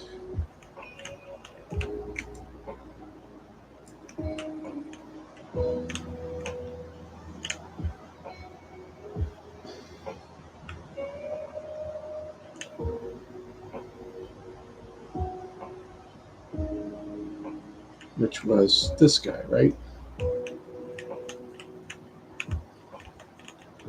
How are we supposed to come, really?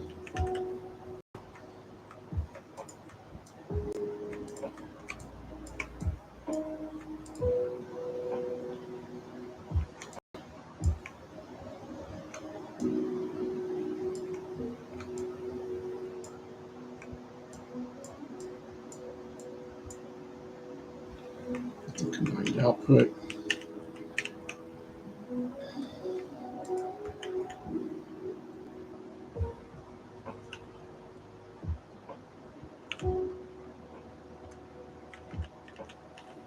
No matter which way you go, you're crossing something.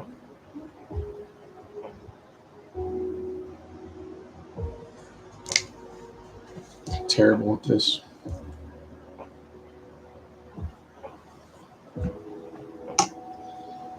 Like I'm pretty bad. Like this is bad.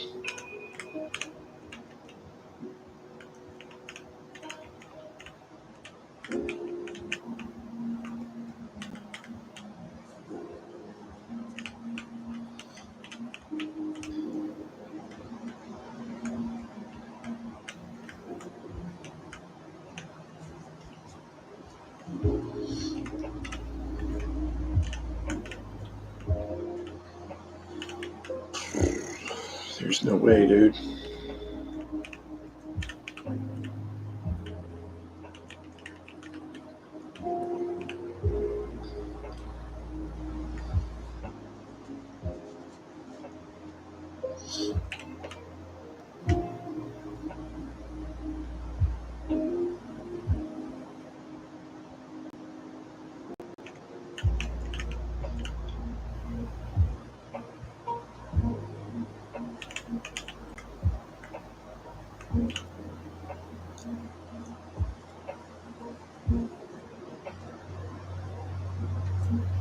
This is not what I was envisioning. Again, right here, this thing is what I was envisioning. You have one guy essentially staying up top, feeding everything. But I said it before. I said the invert line looks good. Maybe having that up top. No, it was the other way. Or was it the other way around? Invert to the positive transistors. Inverter output combined to the bottom to the negative transistors. But my number one problem, I said, was the crossing of the Bs, the inputs. Because the Bs have to touch everything, both the positive and the negative. So what you really need is, again, you need a lane for the Bs, or you need a way to do the inverter output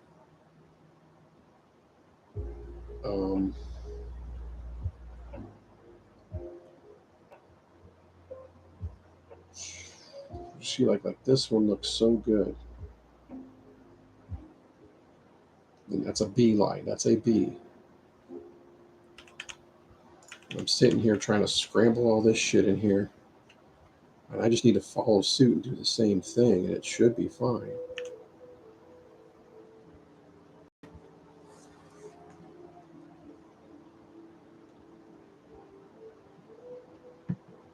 Just mimic it. Just do it the same. I screwed it up by trying to shuffle these guys up like I did. I think that's where I screwed things up.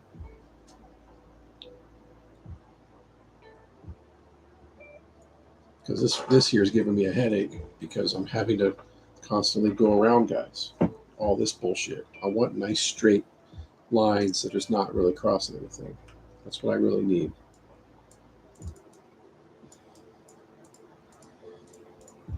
And I'm not doing that. Crossing, I'm scrunching everybody up against each other. These guys are just not happy. We want happy transistors. We want happy kicks.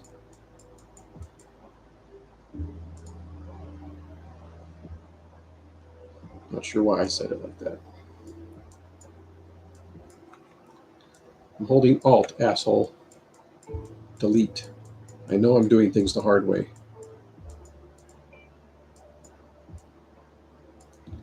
I will continue to do things the hard way until I don't.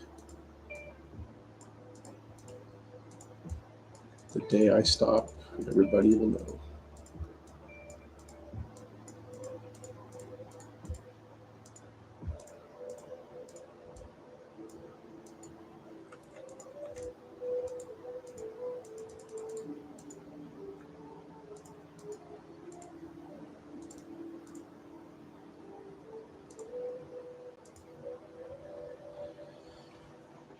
All right, the first one is fine.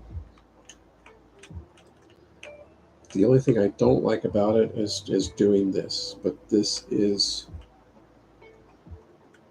probably the best way to do it.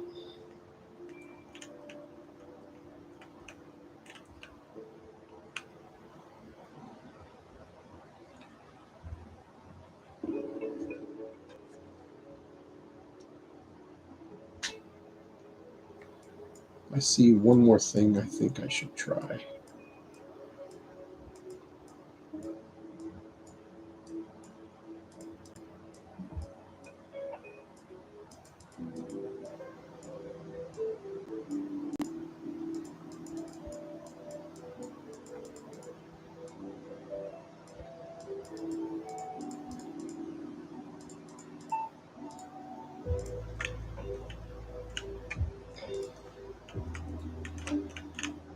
Okay.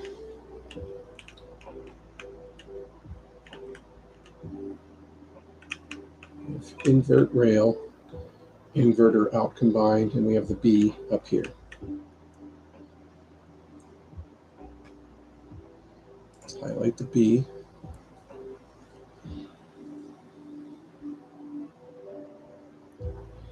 That guy's on the bottom. That guy can go up top.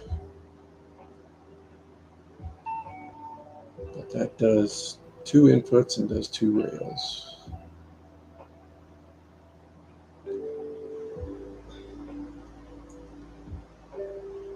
This guy does 1 input and 1 rail. Both positive. So your positives are on top. So just like you did, that makes sense, right? But why not? Isn't this how I already did it? Where I had a combined output? Didn't I already do it like this?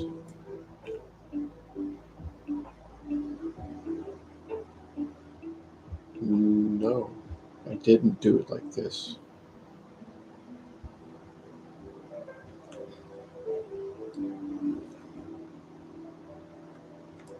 Why are we doing both like that? Seems counterproductive. Well, you can't touch that input because that rail is going to be right there and it's going to touch it.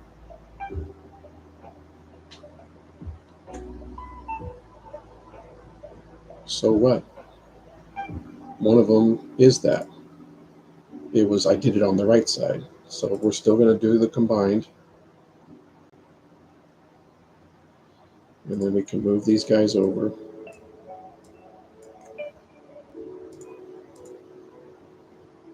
Okay. So this will still do its thing there. There's your output there. And then the other input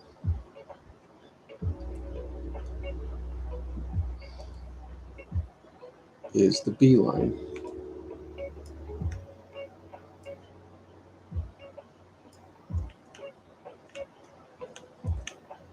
But you also have a B rail. So you might as well bring this guy from over here.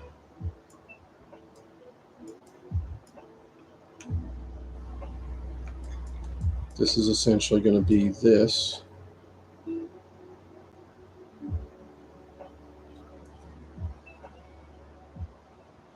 This guy here needs to be that rail. And there's the paradox again where you have another crossing.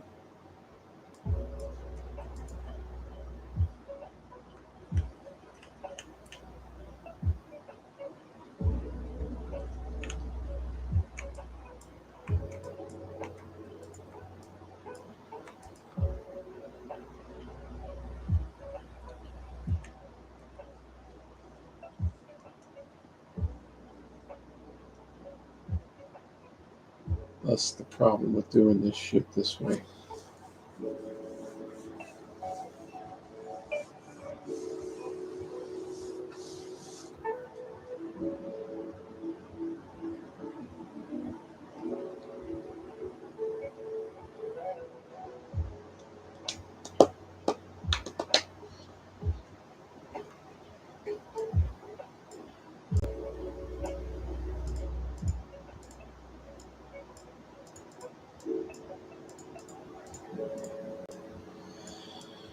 If everybody's gonna be in this top row, then just do it. Okay, there's your rail.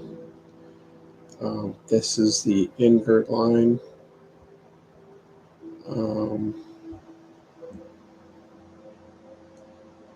Your other rail,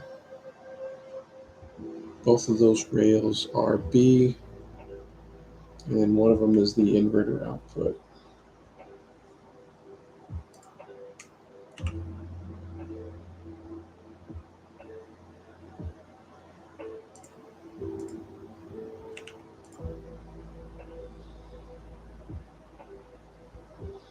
So those rails are different. You can't combine these guys.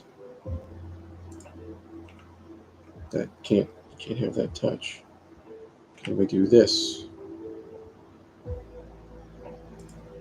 And then that's the input, and then you just jumper over the output. You basically do something like this. Do this, this, and that.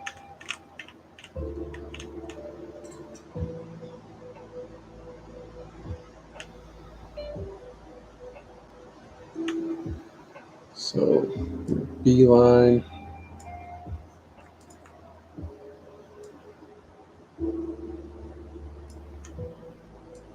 is this.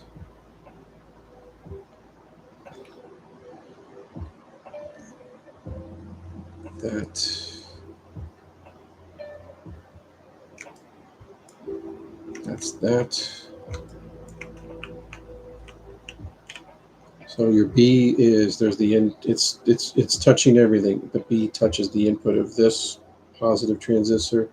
It touches this rail, which is what I'm doing right now. It's the rail of this negative transistor, and it's the input of this negative transistor. So the input of that negative transistor for B is also this inverter line right here. How can we get over there? And then that guy,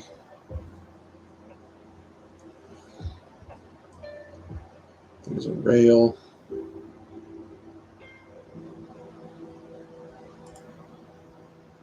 And then there's an input to one, so this is also it too.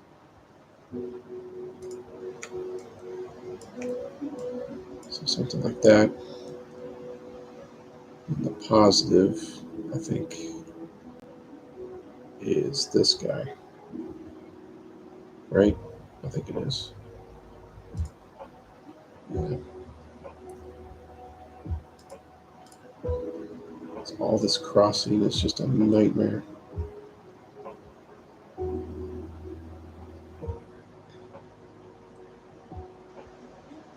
So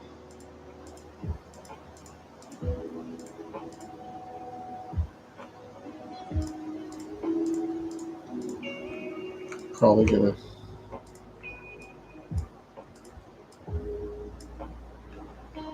do something like that to get him to be.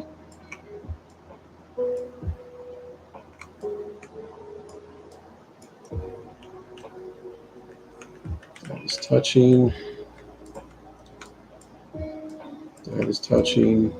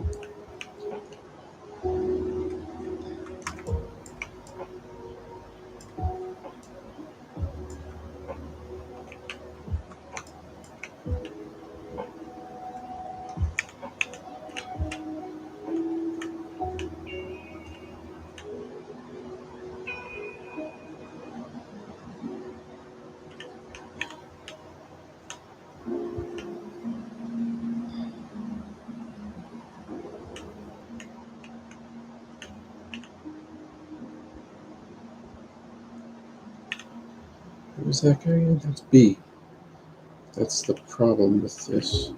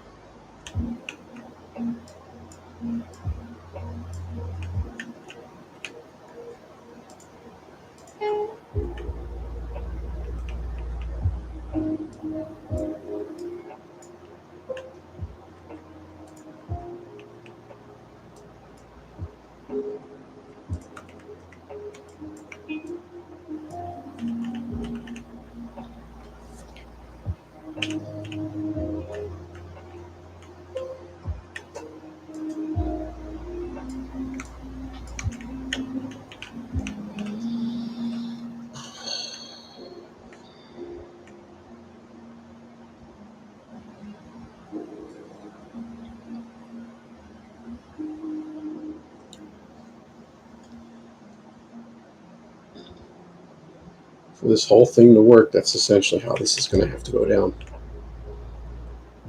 It looks fucking stupid.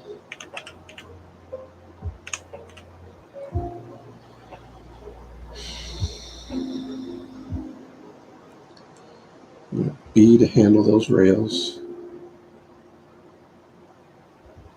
The positive comes off of the invert line.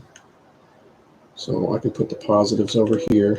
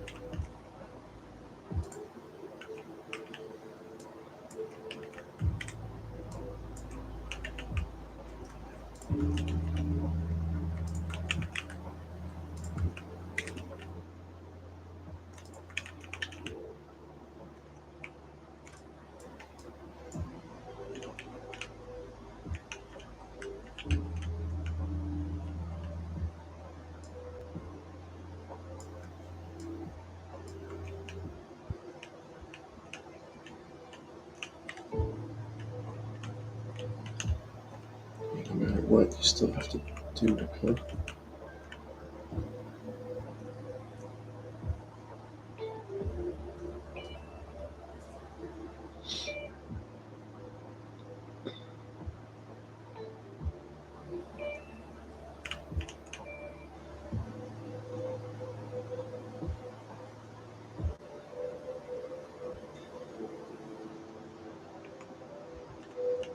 I think if there's any way I can kind of get this guy's output off the ground.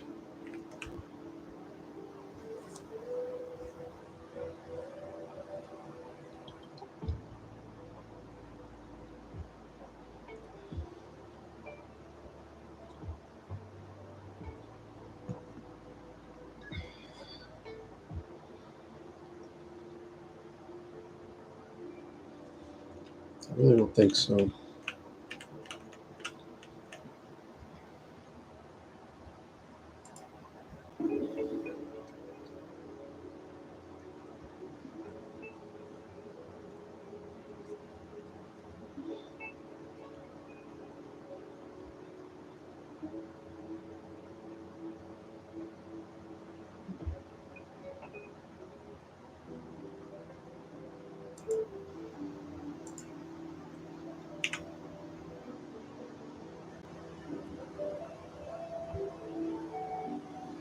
can't do that.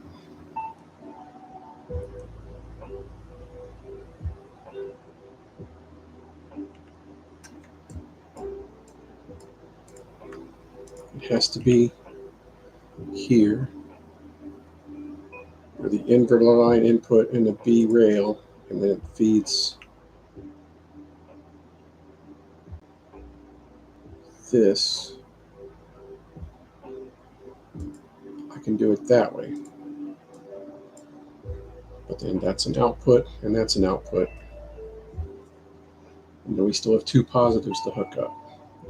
But this could work because it's the combined inverter's output that feeds an input here, and it feeds a rail here. So this works.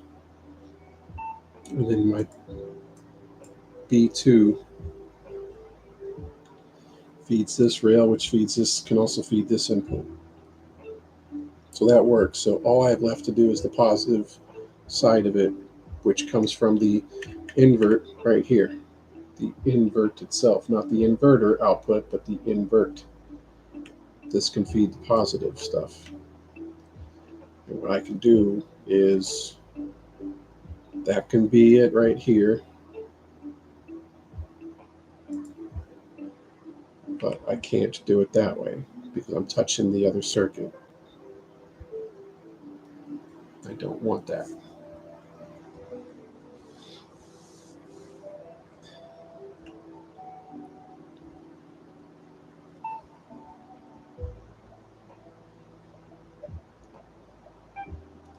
And again, it's a situation where I can have the invert feed the rail and then feed that. I can do it like that, but then I'm pushing everything down. I don't want to do that. And then everybody's jumping all over each other. So it's kind of like I would rather do something like this and then feed it going sideways, but I'm running out of real estate, which is why I was hoping to see maybe I could do something here, but I don't see it because of this guy. This is the problem right here. If I could do something different here, it's touching, that touches. You still end up having to go around. No matter what I do, I can't get this guy in the air.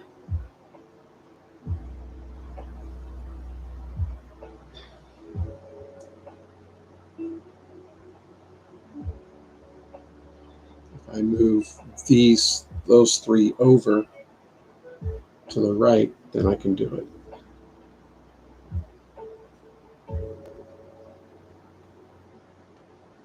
If I move those three to the right, this guy will be able to come out here, go on the ground, and keep doing his thing. And then this guy can go up and go over like this, because he'll be on, the other one will be on the ground and not touching.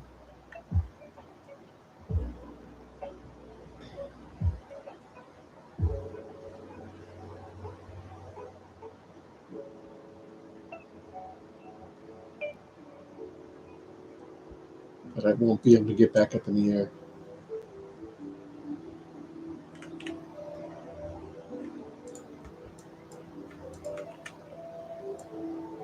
That's going to touch.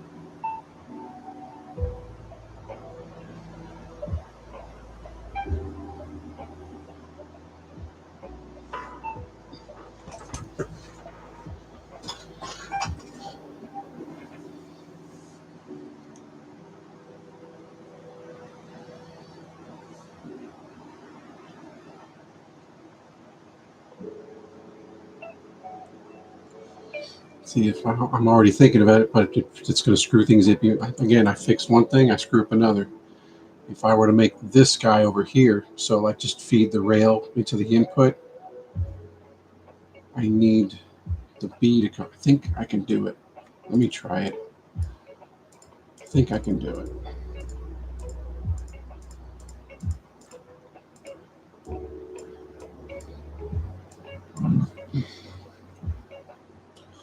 So what we're going to end up shifting is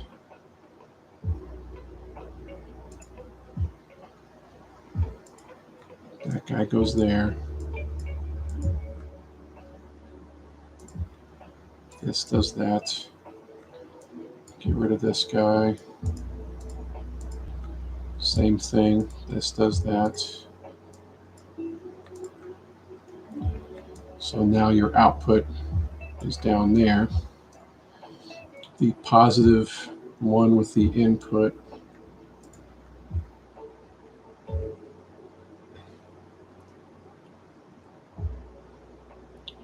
needs the B rail, which we have here. We just simply do that. The combined inverter output is only going to the negatives. So I think we can keep that the same. But again, you're screwing yourself with this invert line still needs to go to the rail of the other positive. That's the problem. It cleans up a few things, but this guy's going to have to come all the way over the fuck over here unless you put it there. But how do you get there without going a mile high? I'm trying. I know it's simply like, we'll just go up, and I'm trying to like, well, if I go up 6 or 7 blocks, I'm defeating the purpose of shaving off using the bottom. I'm making the traces go longer, and it's always it's a constant rob Peter to pay Paul, but you screw Alan or some shit. Kind of, it's just one of those things. There's constant trade-offs to all this.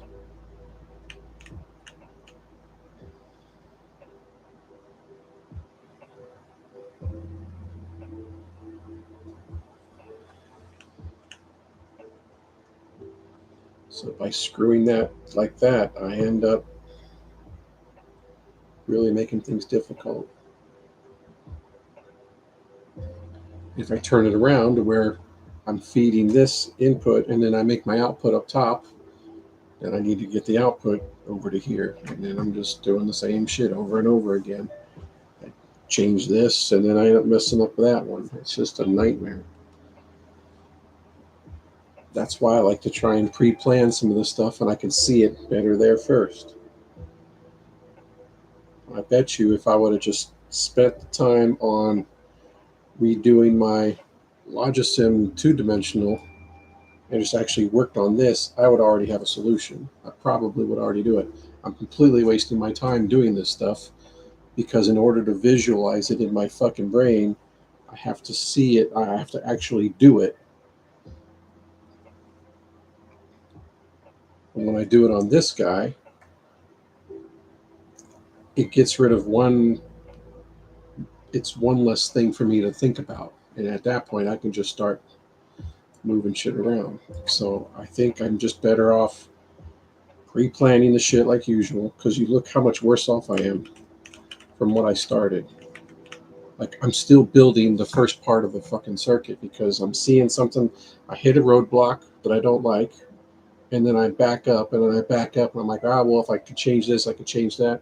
It will fix this. That's what I run into.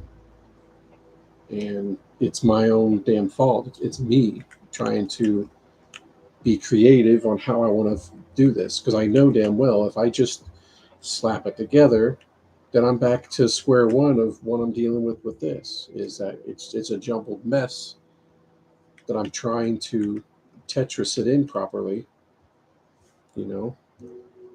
But I'm using L-shape stuff where I need a square, and I'm using the line where I need a T square, a T shape, I'm fucking this up, and I'm taking longer and longer time. I'm worse off now than I was 2 hours ago, you know. So I realize that, and I see that. I see that I'm having problems with it, and you can see how fairly quick I drew this up.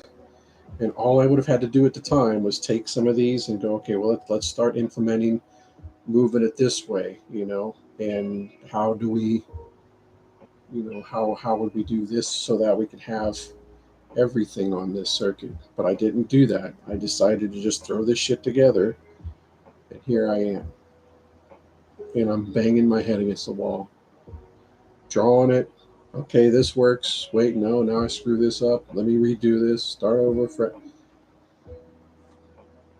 I've done stuff like this throughout my life a lot, but I'm patient enough to usually figure it out. And I knew I could figure this out. But there's a better, more efficient way for me with my brain to do this stuff that I'm not doing. The way that I'm just doing it through this game is not working for me because I don't get it. I'm not, when it comes to building this stuff this way, I'm not quick to figure, I don't got what it takes as far as this is the creative part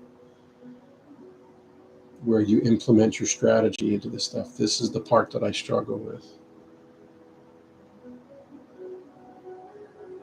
because I see where I'm on step 5 or 6 or 8 of the process, and I'm realizing that there's a problem, there's a flaw in my strategy, and then I start to back up. Well, now I got to back up, and I got to change this, and I'm basically undoing everything I just did, and that's exactly what I'm doing. And this is what I waste a lot of time on. It's a big waste of time because I'm not really learning anything. I'm learning that I'm a dumbass, that I'm not implementing my strategy properly. That's what I'm learning. Um, there's a couple of different ways to do this stuff, but the way I'm doing it, the way I'm going about it is wrong. It's just wrong. This is not, and I'm probably missing one little thing. Once I get that going, I'm like, hey, bingo, this is how now it'll flow right. I have the right ideas. It's just how I'm implementing it. Kind of like rebuilding a car engine, but you're starting off. I don't even know where it is. I'm not even saying backwards or forwards. I'm saying maybe like you're starting off with I don't know, like the middle of it or something. No, not even the exhaust or the air intake or whatever. You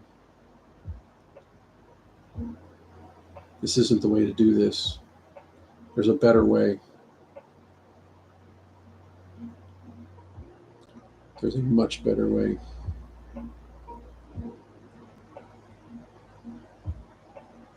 And another thing I'm already just seeing, just by sitting here talking and looking at it, why wouldn't I do these guys like I've done before to give myself more room down the line?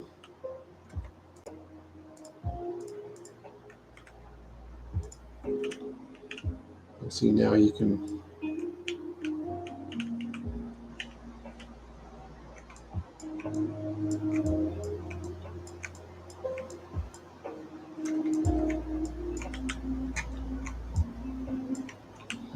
That should be good enough.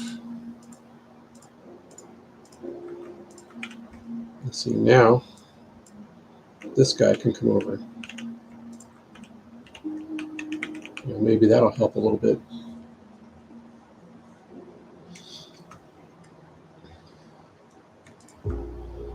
Maybe you can do that.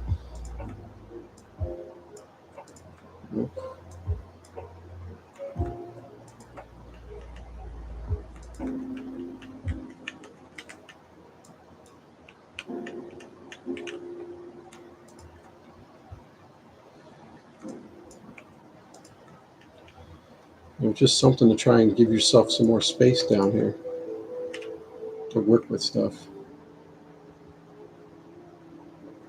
At that point now, this guy can go straight across, right? Or he's going to touch there.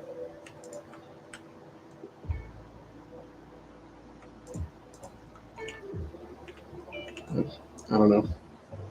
I think I need to actually redraw it up. And the other thing too is I know I'm probably wasting my time on this chip because this isn't even a properly working chip. And then my brain's thinking about other games and other things, and it's like, come on now. This is where I start to kind of screw up my own enjoyment of the whole reason I do this in the first place.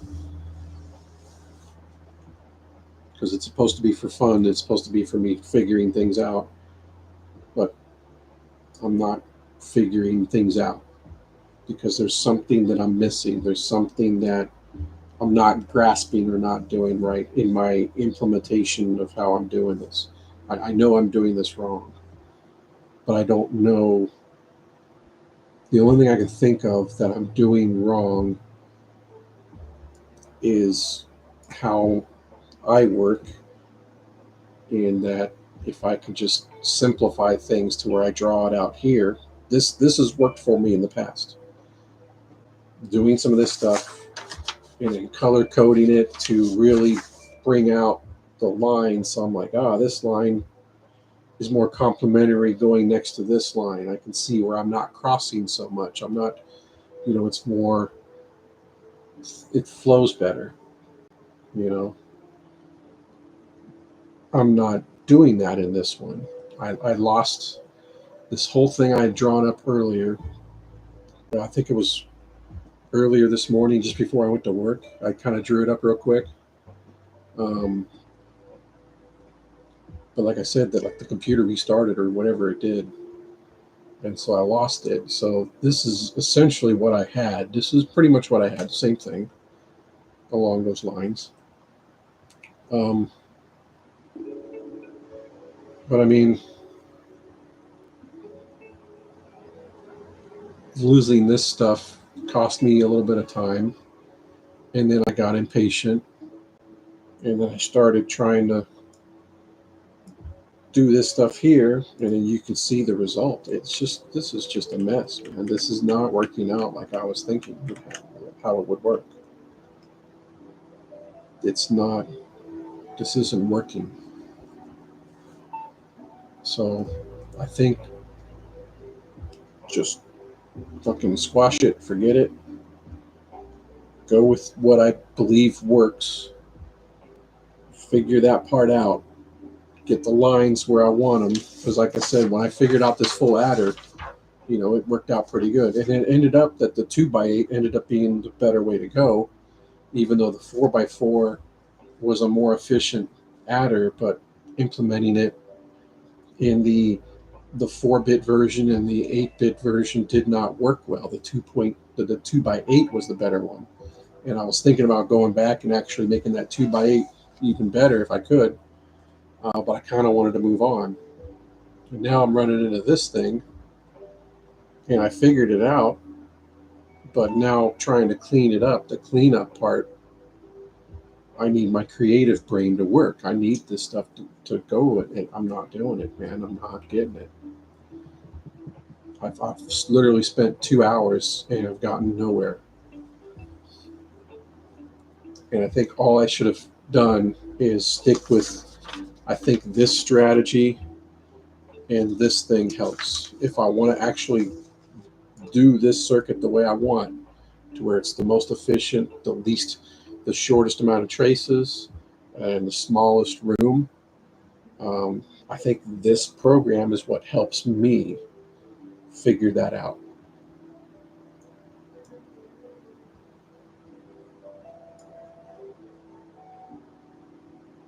So I think I need to just kind of go back to the proverbial drawing table on this one. I've screwed this one up enough.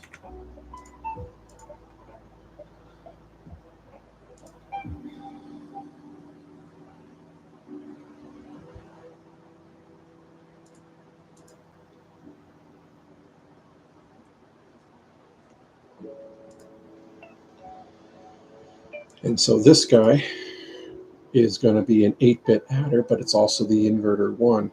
Let's see, I think the problem with this, I'm not sure if the one I had designed is actually going to work.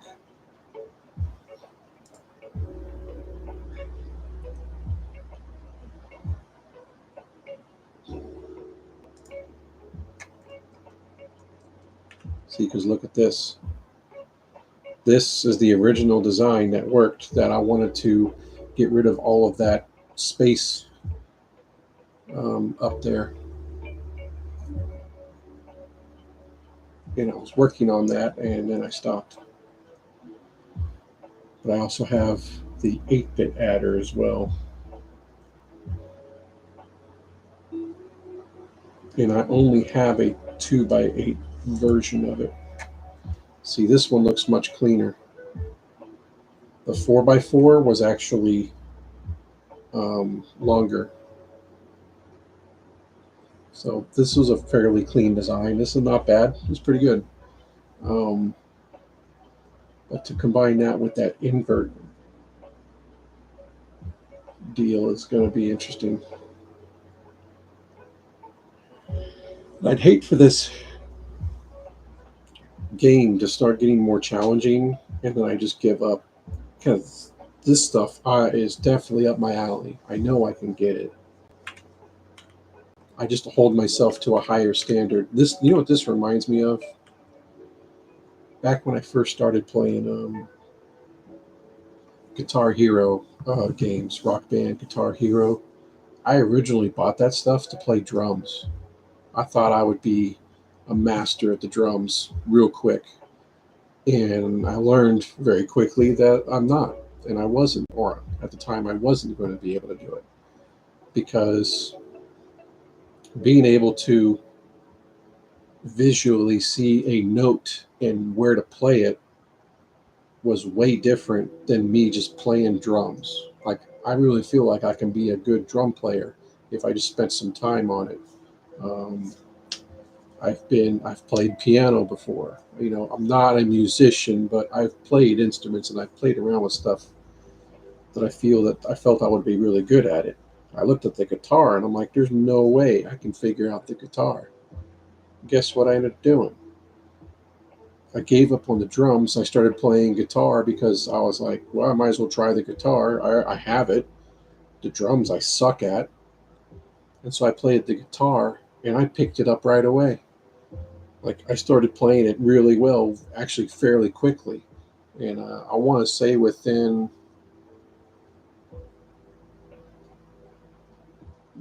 not even a few months. I don't think it was weeks, but I think it was maybe 2 months or something. I don't know, but it was a relatively short amount of time. I was playing guitar on expert. It was boring to play it on easy or even medium. I was able to get used to it and play all the fingers, and there was a different way of how my brain saw the notes. I'm a there's a word for it. Like, I don't have to practice a song to play it. I would I'm a sight reader. I can play Guitar Hero, play the guitar, and I can play any song. I can play anything. I've never even heard the song, don't even know who the hell it is or how hard it is. Doesn't even matter. I can play it because I can see the patterns and I can play the patterns. You get me on the drums, and my brain is just like, I can't wrap my head around it.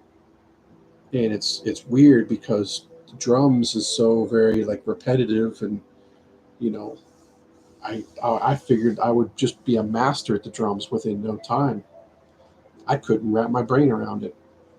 But the guitar, I picked up and started getting good at it really pretty quickly, and I would enjoy it. And after some 15 odd years, I still have, I think this is Guitar Hero World Tour. I want to say this one says Guitar Hero Band Hero, but it wasn't Band Hero. I want to say it was World Tour. that this one is from. And I mean, they're in pretty rough shape. I got another one here that's got a cracked neck, and so I took the neck off of that one and put it on this one. I mean, and these guys are USB RF, but the jacket's completely worn off of it. That's how old this shit is. But I play it through a program called Clone Hero, and I have somewhere upwards of 50 or 70,000 songs or something for it. And I just play it all through that. I probably have played it. I love how I redid it a while ago, a year or so ago, and kind of cleaned up somewhat of the song list and got stuff. And I played a little bit. I've probably have played 10 hours since then. I mean, I don't really play it much.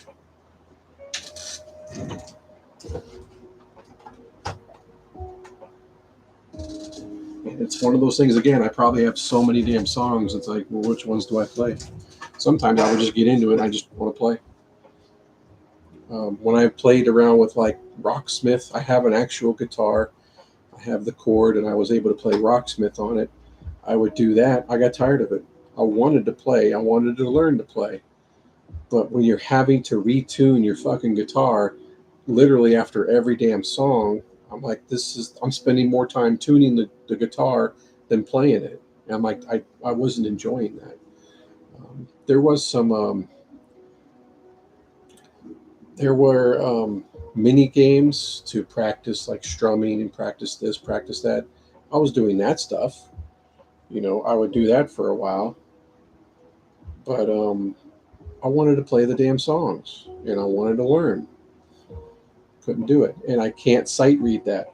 I couldn't sight read Rocksmith. But in any event, that's what this stuff kind of reminds me of is I figured I'd be really good at drums at Guitar Hero, and I ended up being better at the guitar itself. And with this game, the moment I checked it out in the demo, I did like the first chip, the first 30 minutes or whatever. I'm like, oh yeah, this game is right up my alley. And yet here I am doing schematics and doing stuff, and I'm seeing the other side of this game where the creativity is really where it's at. Probably anybody can hook up a fucking wire, and run it. You just go here and, all right, this guy needs to go there. All right, cool. And then you take this guy and make sure he doesn't touch that guy. Okay. Yeah, I mean, okay. But can you make that stuff get there quicker and still be accurate?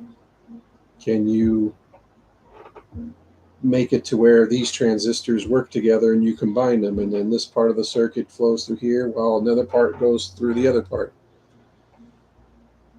And yeah, I can do that stuff, but it's trying to be the creative side of really condensing it down and making it, I'm like, dude, I'm an optimizer too. I love to optimize stuff.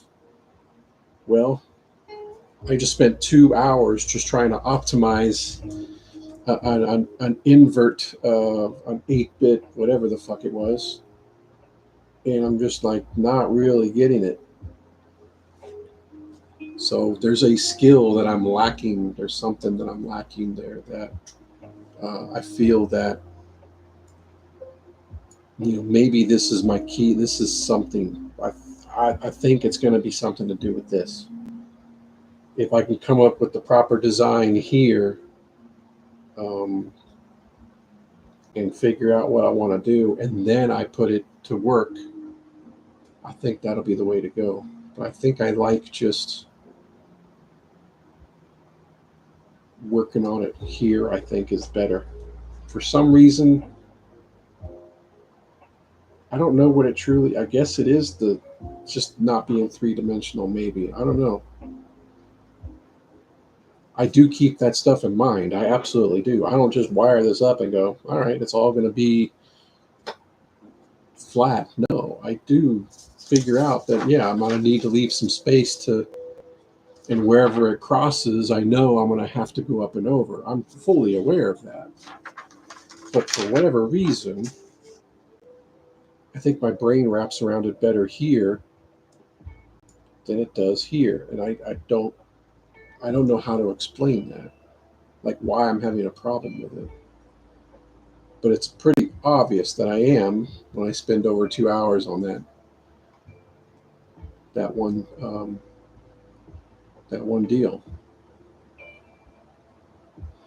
And that's I don't want to just give up on this stuff. I do have other options. I do have other games. I do have other things I can do.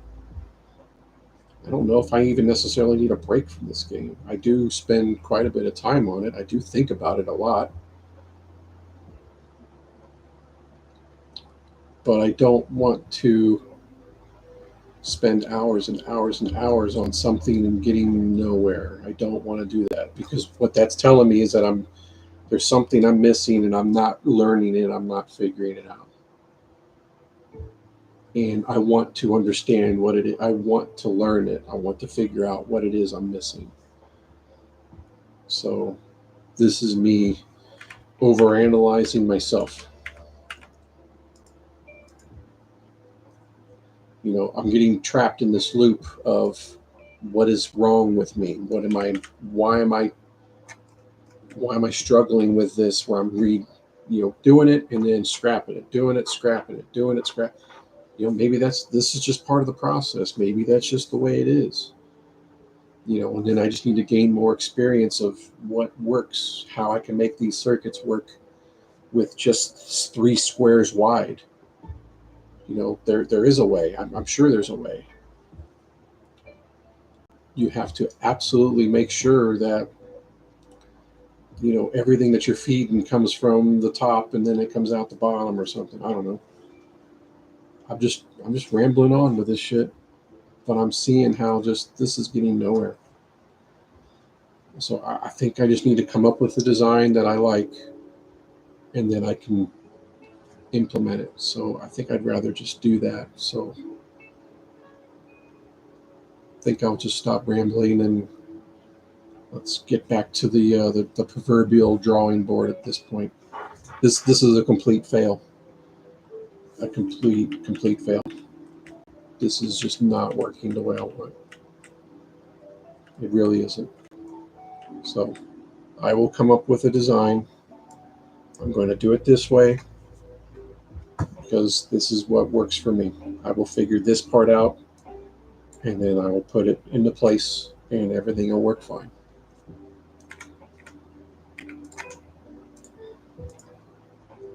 And then we can all move on with our lives.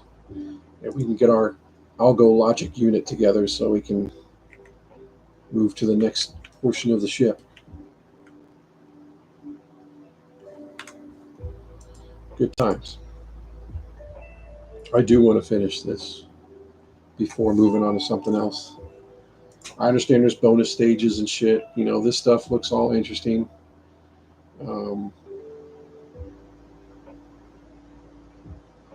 There's the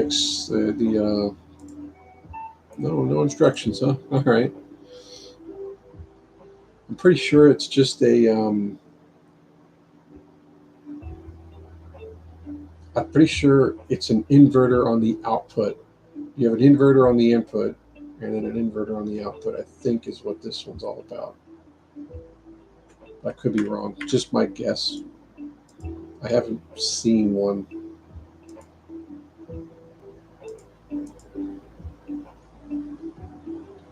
And the NOR gate is just the opposite, right? It's you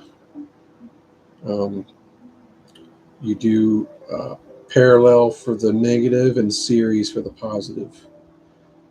The OR gate was the other way around, right? If I remember right. These guys weren't they in series and this was parallel? I think that's how it was. Well, I can sit there and say that, or I can just pull the fucking thing up.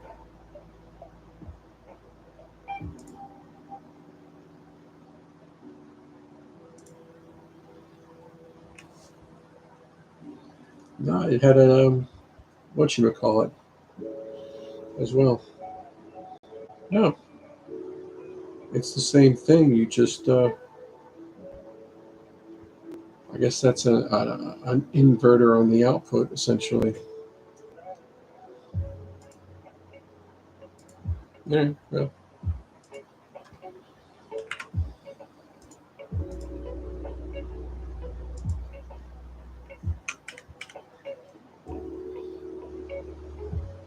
yeah, not gate. It's just an inverter. I already have one.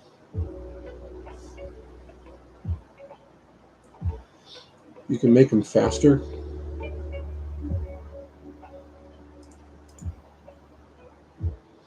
Yeah, I guess you can rotate it. Rotating it should work.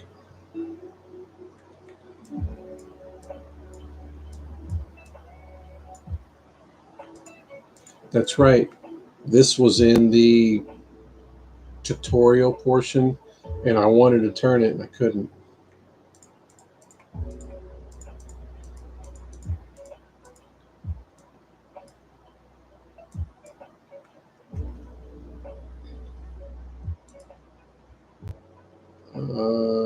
Let's see, that guy there.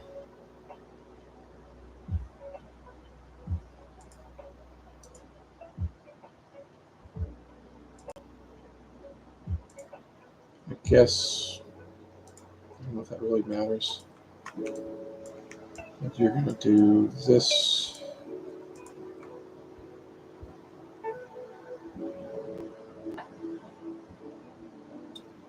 You should swap them.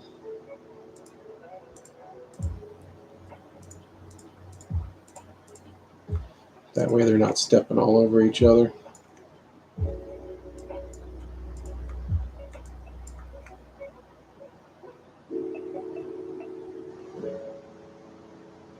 How am I going to get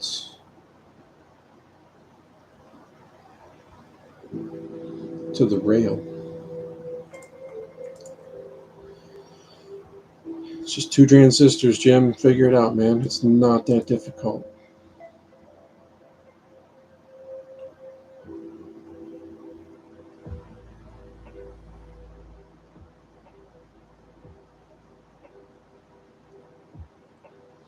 I would need this guy to be able to go on the ground.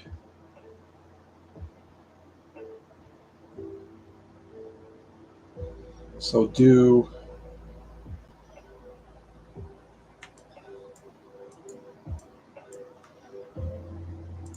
this.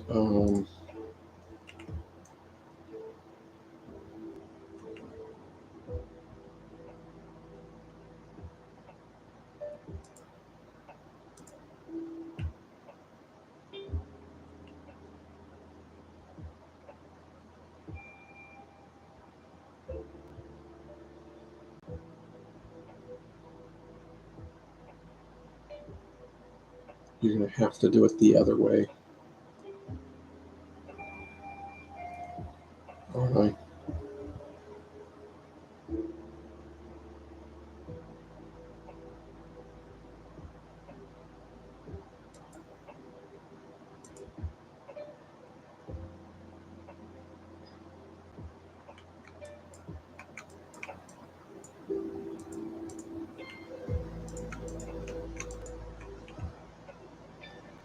This is the most compact.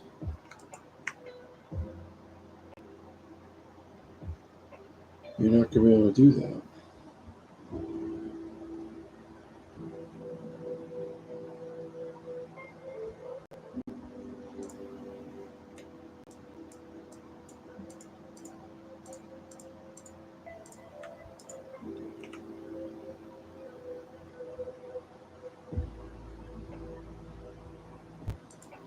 And then you do this, and then that guy's too long.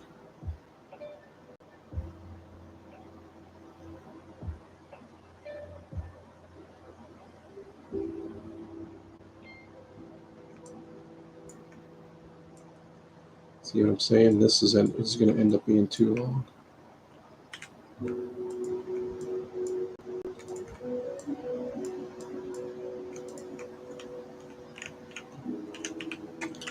And how are you going to do that?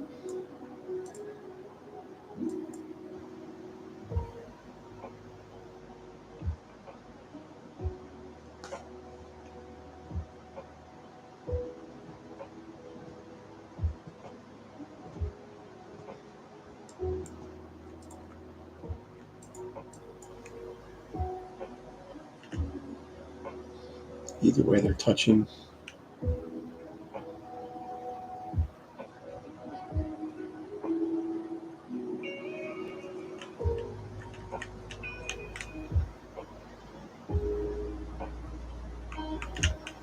Okay, what about the other way?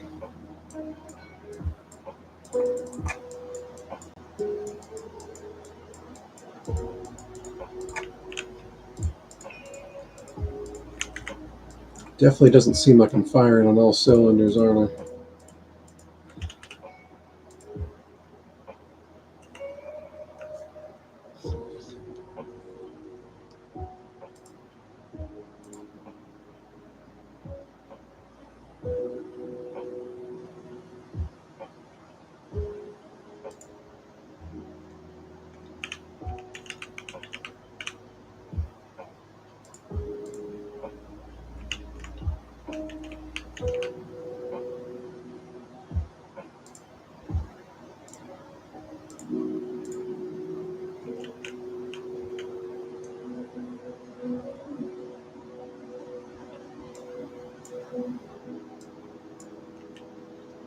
Yeah, but then this guy can't get out.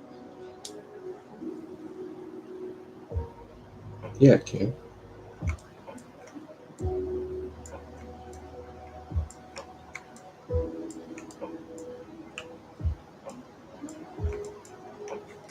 No, it can't.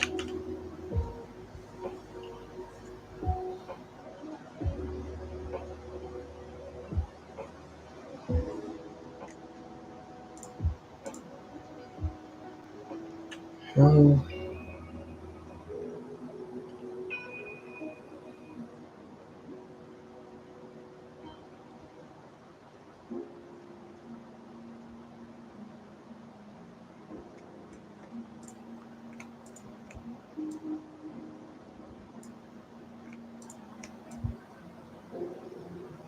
It's touching.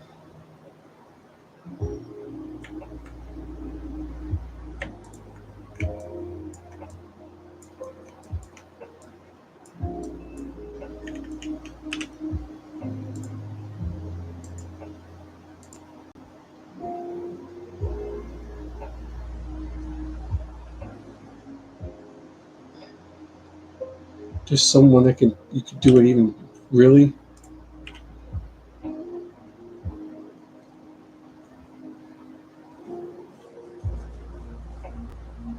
What?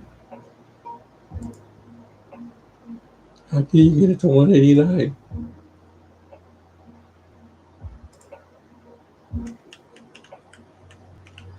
Fuck.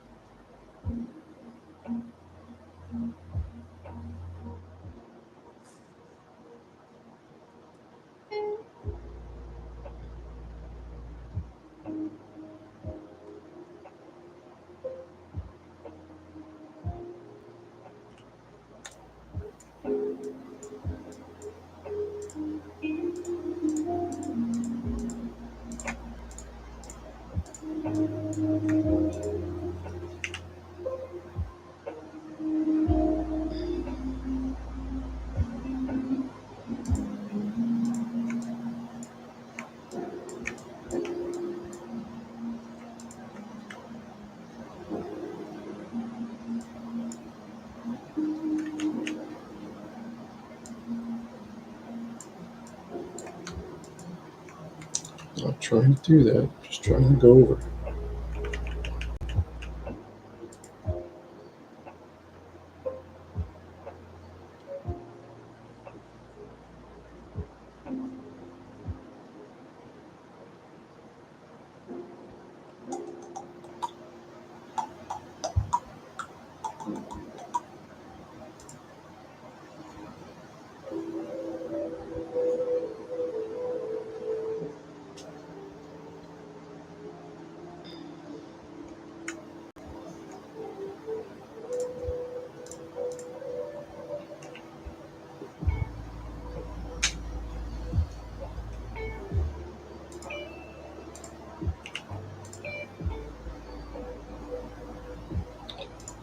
the other way.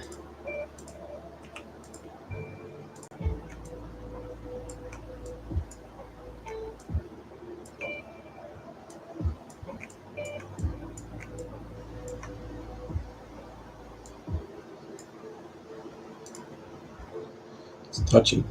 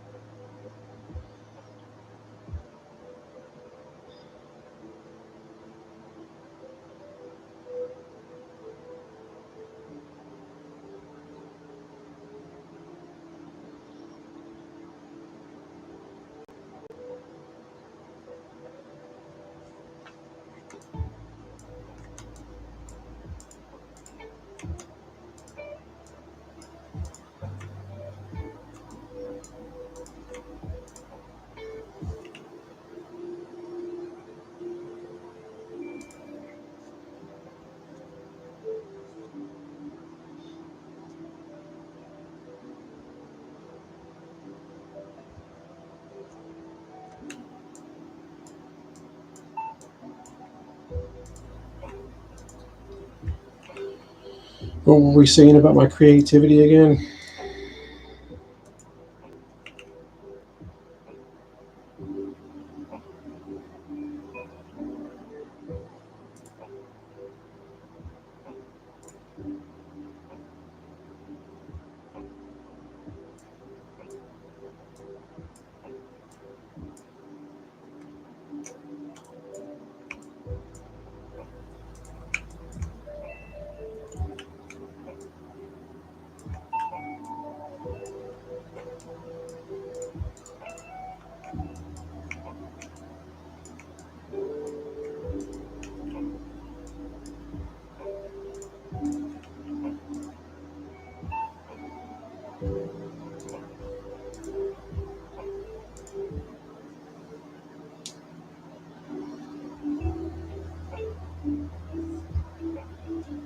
Four ticks. And that volume is like, I don't fucking get it. Like, what are they doing?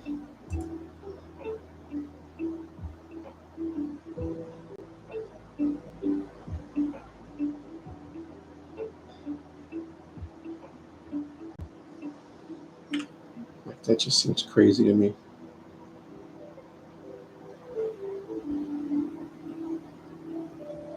It's gotta be like these guys are down here.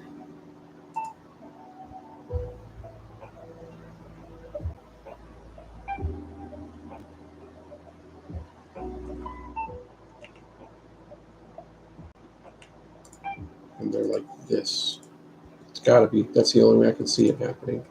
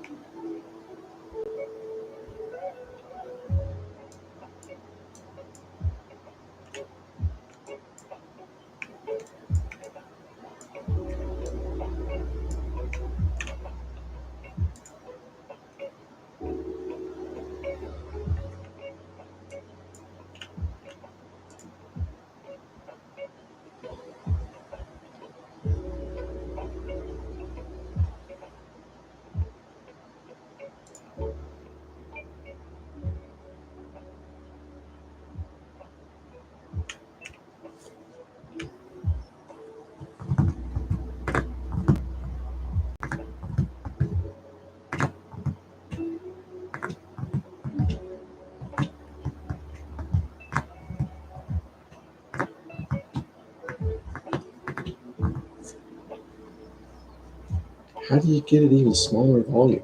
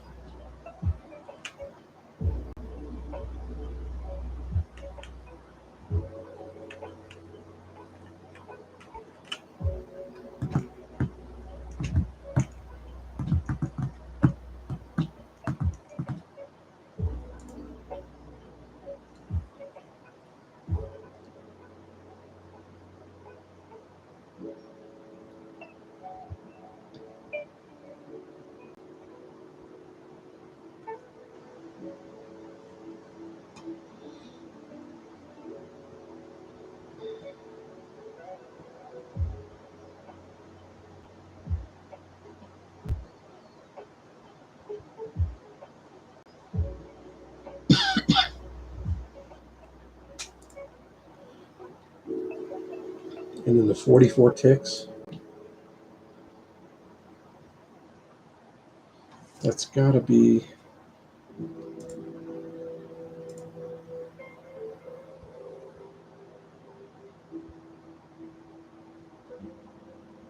it's got to be something like this.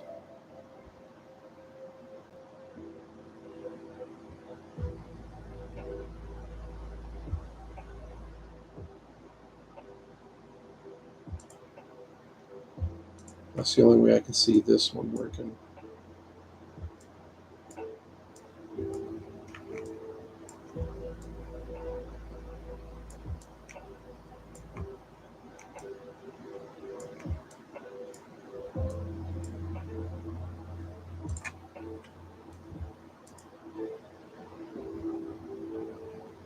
Yeah, that's it. Okay.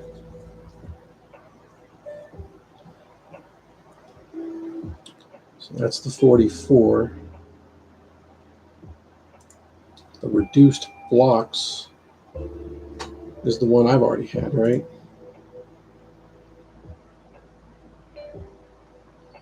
No, the least blocks is the one I have now.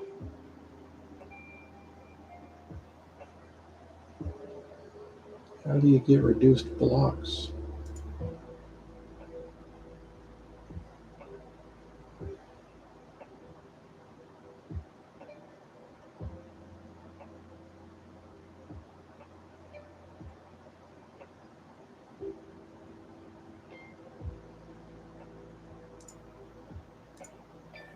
Should be this.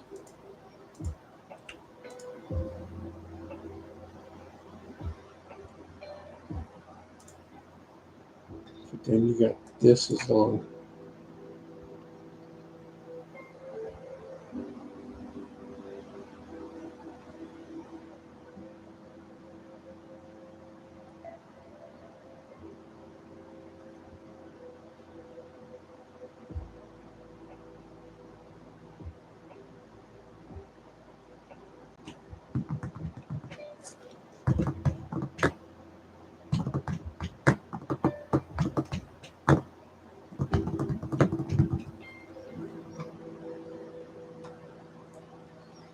Yeah, it's got to be still something along these lines here.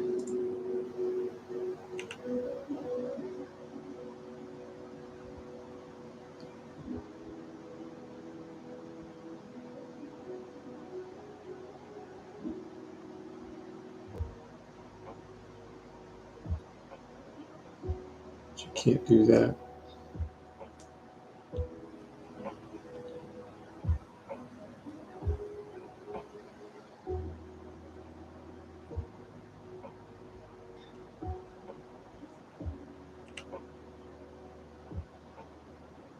I mean, that should be the shortest route right there.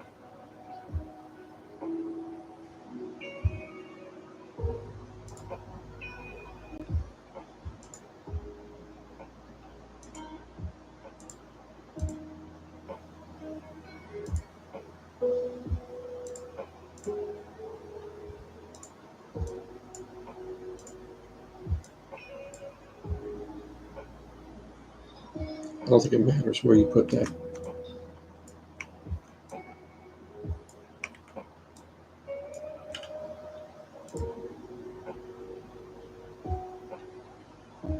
Yeah, that's the shortest amount of blocks, is doing it sideways.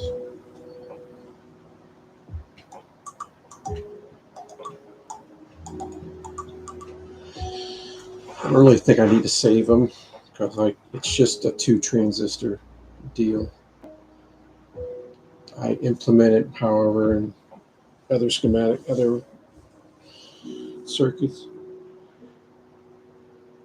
You can see how that corner one kind of is your best, um, your fastest tick time, which helps with the whole double like castle wall gate design for the 5 transistor AND gate, and I think OR gate. That was the best design.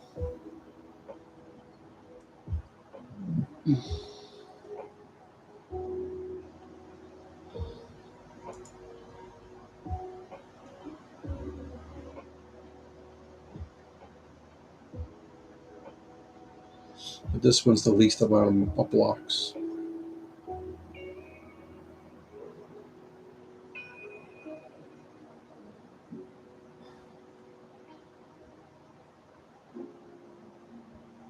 Whatever. I don't need to spend all night on a 2 transistor deal. But I think these do help you realize some of the concepts to help you with some of the previous chips. So I can see where these little bonus levels are kind of cool to be able to mess around with. I deal with multiplexers and transceivers in my fiber head ends and stuff.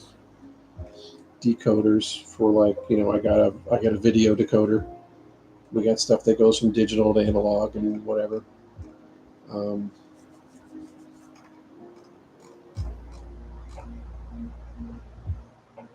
so I deal with all that stuff.